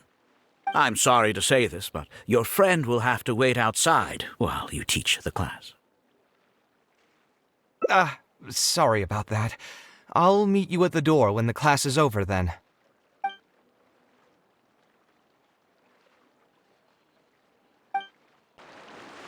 Hey there. Can I help you? Oh, Alkami? You mean that rich guy who's been making quite the name for himself? Yeah, he commissioned a set of furniture from me a while back. Paid a great deal of mora for it, too. I heard he earned a fortune working as a renowned architect. Now he's opened a training center so others can follow in his footsteps. If the tuition wasn't sky high, I'd enroll my child in a heartbeat. Architecture really sounds like a lucrative profession. Did you hear? Alkami recruited Kaveh to be an instructor. I bet that'll boost his enrollment numbers. Really makes you jealous, eh? If you think about it, Alkami was never that talented himself as an architect. If we're just talking about professional skill, no one would pay for a class with him. That's true, but you've got to admit, his advertisements are really effective. After all, the academia only admits those that can pass its entrance exam, so only a few people could hope to study architecture in the halls of the Kshatrwar. For those who can't pass the exam, or who just want to jump straight into the industry, the training center is the best bang for the Mora. Man, to have that kind of business acumen.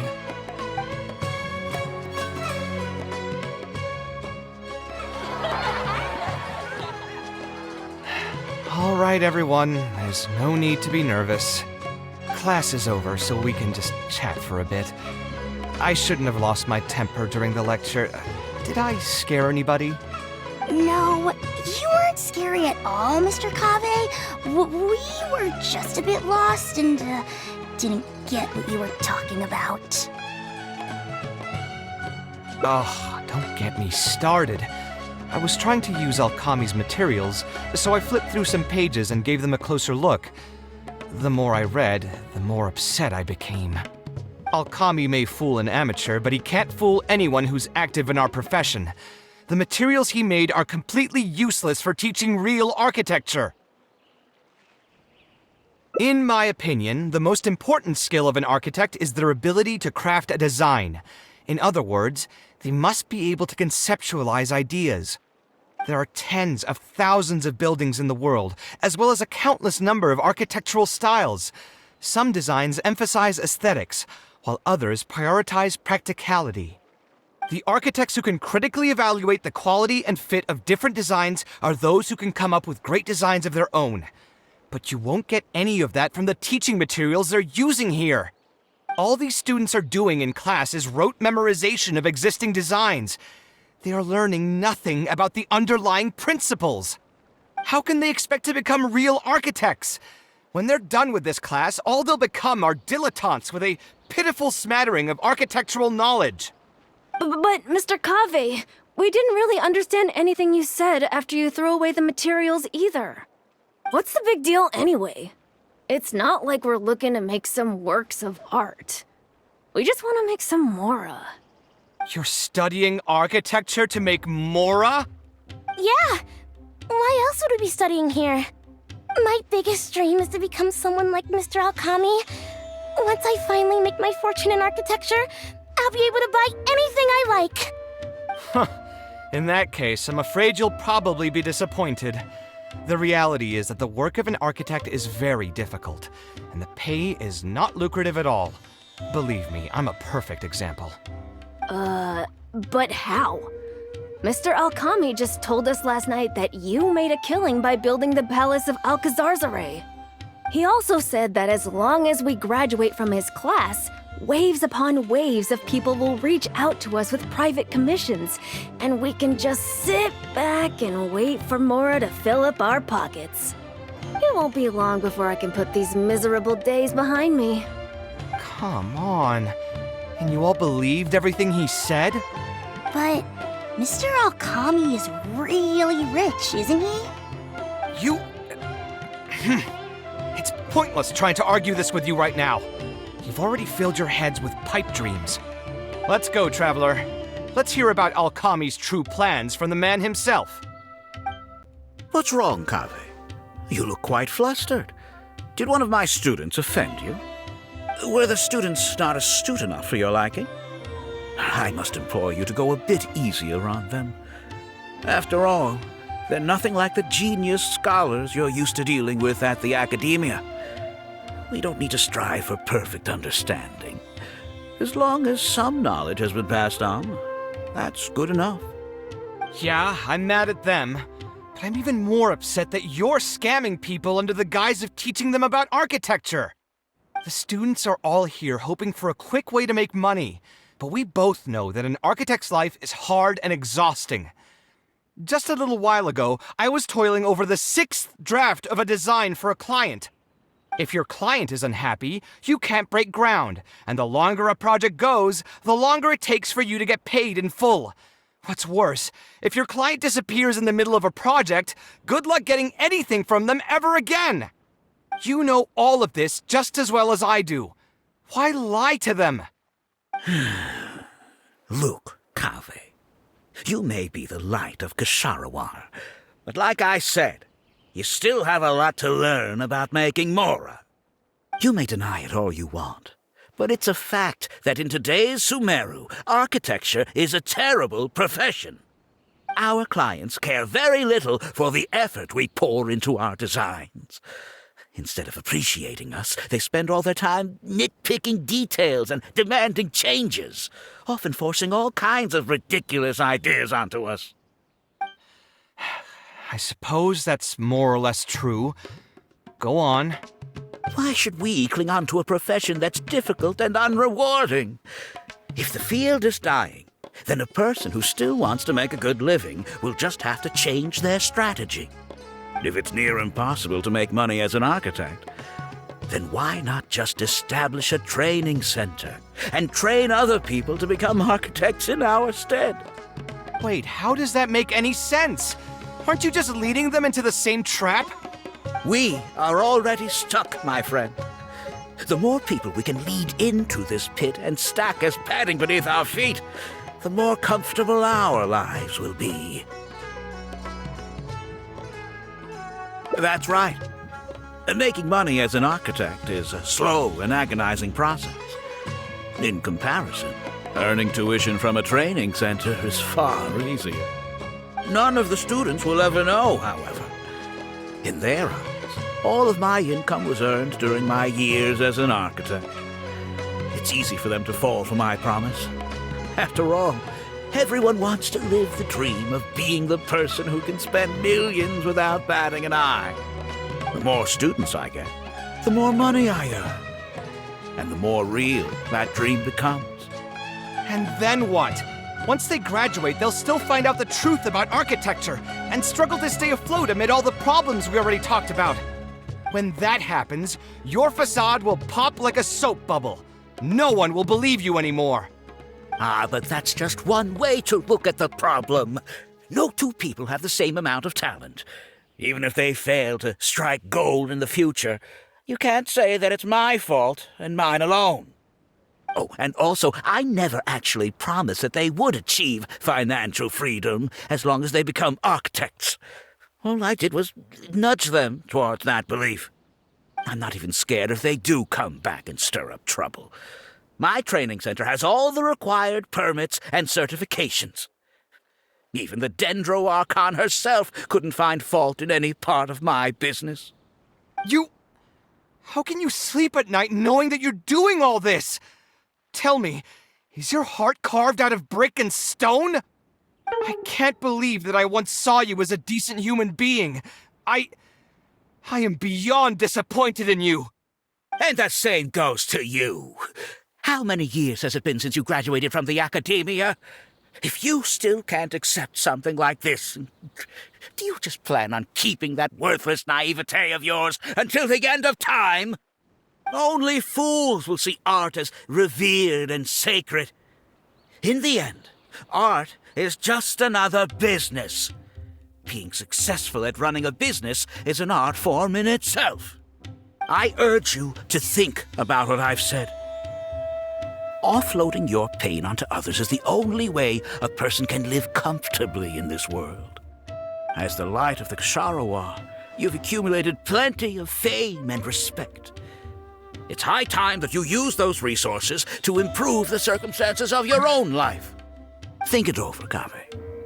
I still believe our collaboration could be very fruitful.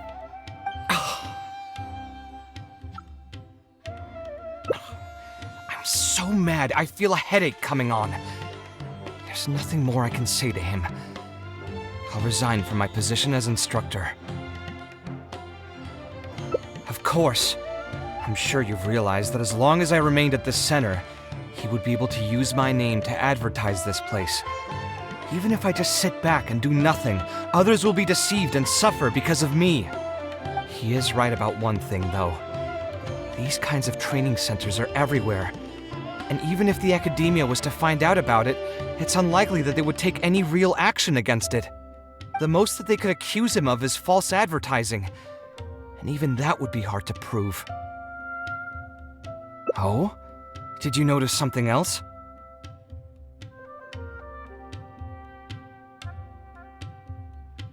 Yeah, you've got a point. The rate he gave me was 300,000 mora per lecture. That probably came out of the students' tuition. And who knows just how much he's been charging the students for attending his classes. If you're gambling everything on making it rich as an architect, are you really going to have the mora to pay for that kind of tuition? Right. We should hurry. The students didn't believe a word I was telling them. They're still daydreaming about making millions. We're never going to get any information from them again if we let Alkami talk to them first. Let's move now before he's had the chance to react.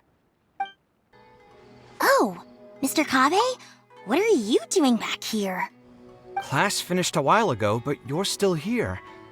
Why haven't you gone home? I wanted to stay for a little longer. I'm still thinking about everything you taught during the class. Even though a lot of it went right over my head, I still thought the houses you drew were really pretty.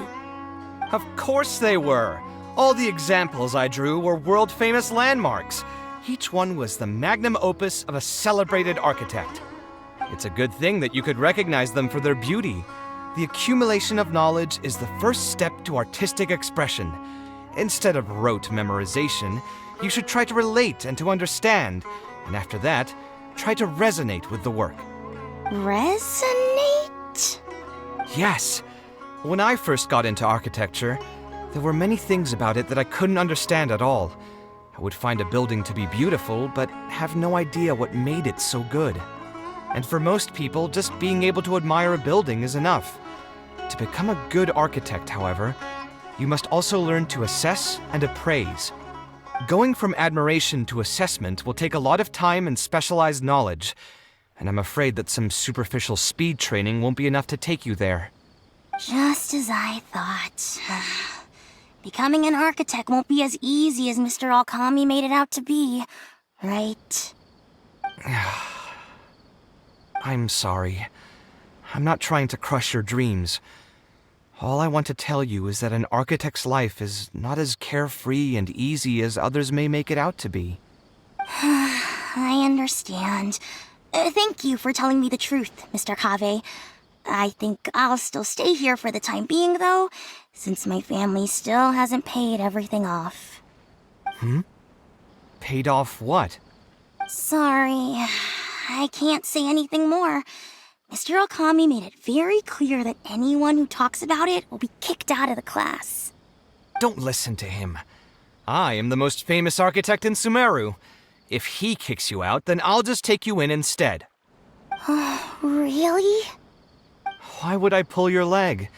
I can see you have some talent, so as long as you get your fundamentals down, you should be able to pass the entrance exam and continue your studies at the academia. Then please keep this a secret for me, Mr. Kaveh. Truth be told, my family is not very well off, so we couldn't really afford the tuition for this class. Mr. Alkami was the one who reached out to my parents. He told them that he knew a merchant by the name of Bahar and that we could get a loan from him. He told all the students that once we graduate, people would come flocking to commission us for projects. If everything went well, we'd be able to pay off everything in just a few years, and all the more we make after that would be ours. How much did your family borrow from this merchant? I think it was several million mora. And what was the interest rate? I'm not really sure. My parents were the ones who signed the contract. All I know is that the stack of papers was as thick as a slab of rock. Yeah, I have a bad feeling, too. Something about the whole thing feels dastardly familiar. We need to find that merchant to confirm. But if we were to confront him right now, there's no way he'd admit to anything. Good idea. Hey, tell me, do you know where we'd be able to find this merchant? We last saw him on the north shore of Port Ormos. Who knows if he's still in that area, though. Well, it'd still be worth taking a look. Architecture... No. The arts shouldn't be used as bait for a scam. We need to do something before the students' lives are ruined even further. Oh. I don't think I've ever seen you guys before. Here for business? You're Fahar, right? Yes. May I ask who introduced you? Alkami. My friend here wants to enroll in his architecture class, but they're a bit short on money. Alkami told us you're the man to go to in this kind of situation. Oh, sounds like his business is booming. How much do you need? Let me see. I'd say around 3 million mora. Oof, you call that a bit short on money? Anyway, since you're here because of Alkami, I can work things out for you. Make sure you sign the contract, though. Lots of people are borrowing money from me nowadays. Here you go. Don't worry, there's nothing particularly unusual about it. All you need to do is pay back the loan in full within 3 years. And what if they won't be able to pay it back? What do you mean, won't be able to pay it back?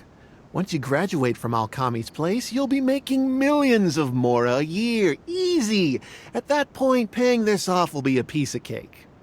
And even if you were to run into some difficulties and need to delay the installments, it's no big deal. We're all reasonable people here. If you can't pay quickly, you can just pay it back over a longer period.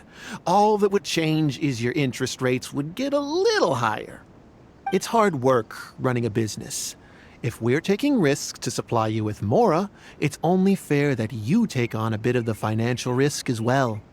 Anyway, there's no point in tying yourself in knots over the contract. With the way you're reading every single line, it's like you're worried you're about to get scammed out of your whole life savings. Why would I lie to you? Tons of students at Alkami's place have signed the contract. Aren't they all doing pretty well for themselves? I just did some calculations in my head. When you say the interest will get a little higher, do you mean it'll get higher than 30%? Of course, the contract did a great job of trying to obfuscate that fact. It only listed the amount that you'll have to repay every day, which gives the false impression that the amount hasn't actually increased by all that much. If you actually do the math, however, it's clear that the amount you need to pay on interest alone will amount to hundreds of thousands of mora per year. Most people can't even make that much mora in a year. Your greed really knows no bounds. Even my creditor doesn't dare to raise rates that high. Once a family's signed on to a scheme like this, there's no getting out. What are you trying to say, huh? I figured something was off when two well-dressed people came looking for a loan. Think you got the better of me? Too many people are sticking their noses where they don't belong these days. Luckily for me, though, this is a pretty secluded spot. Hey, come out and teach these guys a lesson! Eremites? I've already fought off more than my fair share of them when I was working in the desert. There are only a few of them, so they shouldn't pose much of a threat. Marak, you're up! Who are you, and what do you want? I don't think we've done anything to hurt or offend you, so why go this far to destroy my livelihood? Debt has the power to upend your whole life. I know very well just how miserable living in debt can be. But my debts are the culmination of many different factors, and my interest rate is still somewhat reasonable. As long as I continue to work with my situation in mind, my debts will eventually be paid off. But these students are different. They have neither the mental preparation nor the financial resources to pay back a debt like this. You sold the dreams of becoming an architect to the students as bait, urging them to take on insurmountable amounts of debt to satisfy your greed. Ha! Everyone knows there's no such thing as a free lunch. It's their own fault for falling into the trap. And if we're going to talk about greed, aren't those students the ones who are blinded by it? They completely ignore the risk that's right there in front of them. Ha! And here comes the silver tongue. Surely you use that to reel in the students as well. Even now, many of them are still hopelessly dreaming of striking gold after they graduate. People grow by learning from their mistakes. I hope this will be a valuable lesson to them. Let's head back to the academia and turn this guy over to the Matra. They should be able to link him with Alkami's business.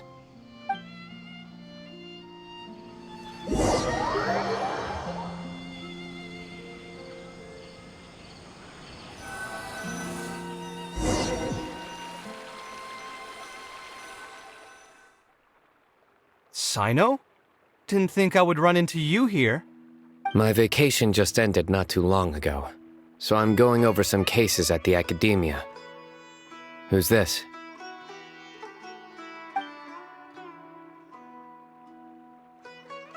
I see.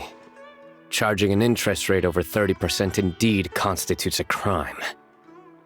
As it is highly likely that Alkami is also benefiting from this scheme, the Matra will open an investigation on him as well. The training center will be closed until further notice. Any funds we manage to recover from the suspects will be returned to the students. It's unclear how much we'll be able to get back, however, given their extravagant spending. That should still be enough. Once the students realize the error of their ways, they won't fall so easily for such traps in the future. Anyway, thank you for your help. I hope this won't be too much trouble for you. It's no trouble. Just another day at work. How did you two get tangled up in this anyway?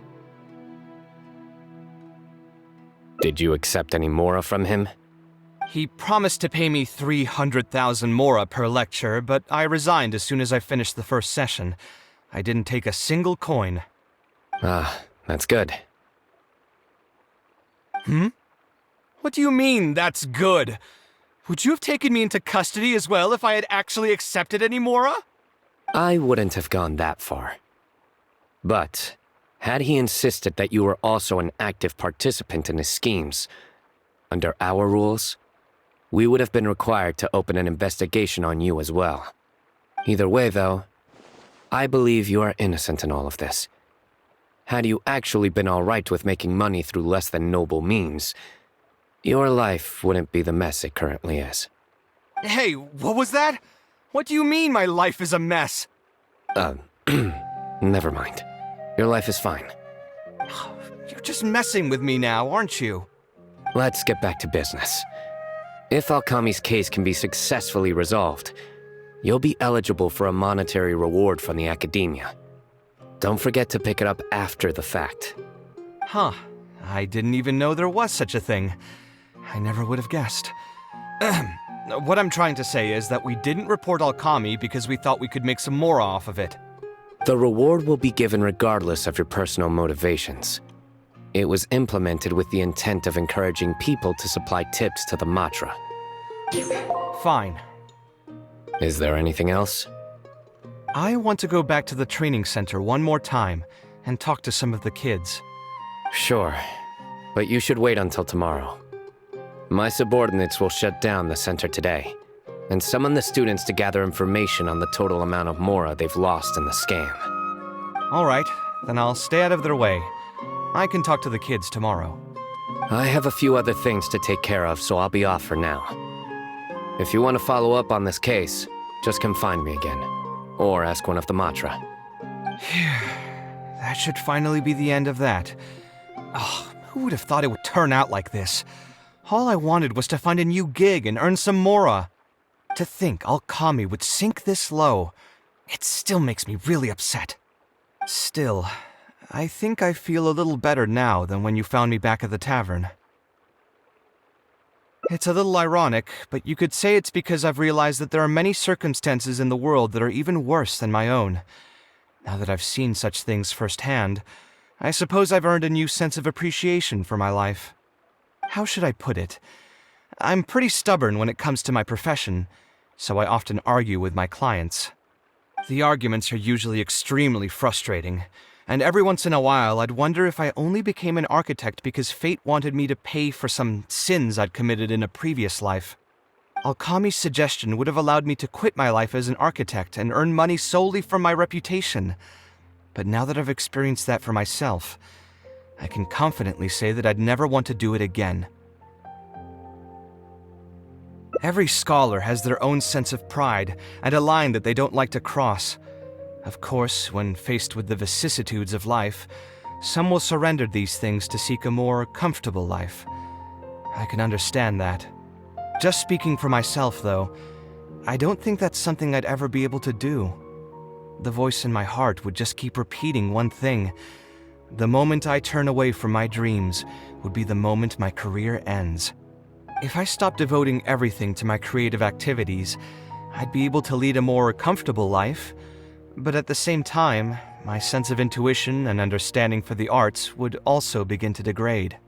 At that point, any materialistic ease I may have gained in life would just become another form of torment.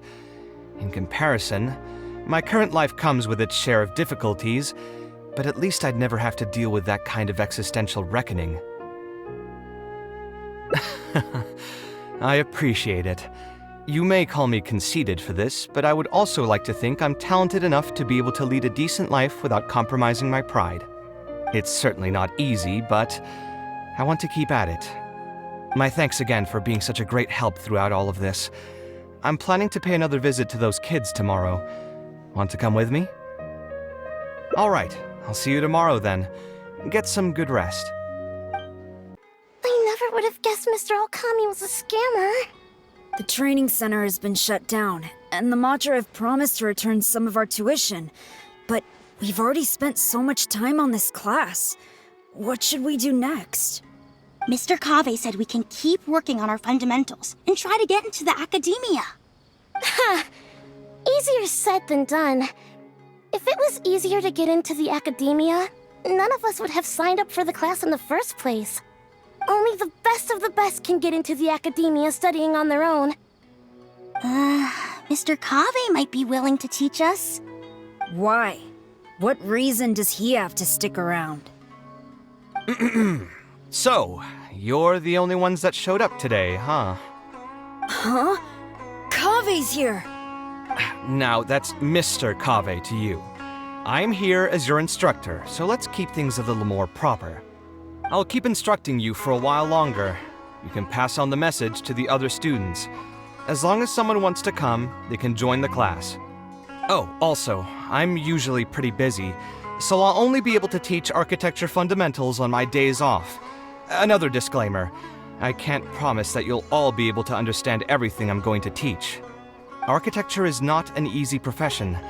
Aesthetics aside, even the basics of safe design can already be a handful for most people. If you want to design safe buildings, you'll have to go through a systematic study of structural engineering. And just as a heads up, all of this will be a huge step up from the superficial stuff you were learning before. It'll take both talent and perseverance to get through the course. I don't want to hear anyone say that I didn't warn you. We'll try our best.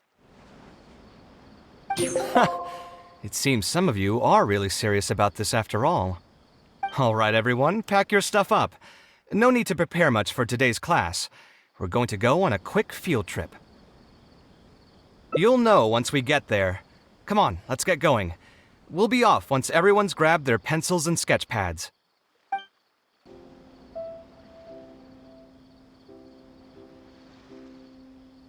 This lighthouse has been around for a long time, and I handled its renovations when I first graduated from the academia. The point of today is not so much about the lighthouse as a building, however. I just want you to take a look at it and do a bit of self-reflection. If you were tasked today with designing a building, how would you want it to look like? Don't think about how you'd actually go about building it for now. Just put your ideas to paper and draw the prettiest building that comes to your mind. So, it can be, any kind of building? Yep, as long as you think it'd look good. It doesn't even necessarily have to be a building. If you want, you can draw trees, the ocean, or even a garden area. Draw whatever you'd like. In my experience, it's best to approach the study of architecture from a point of personal interest, rather than for the sake of a career. Both the study and practice of architectural design are extremely difficult. A person who's forced to work on projects that they don't resonate with will only struggle and suffer.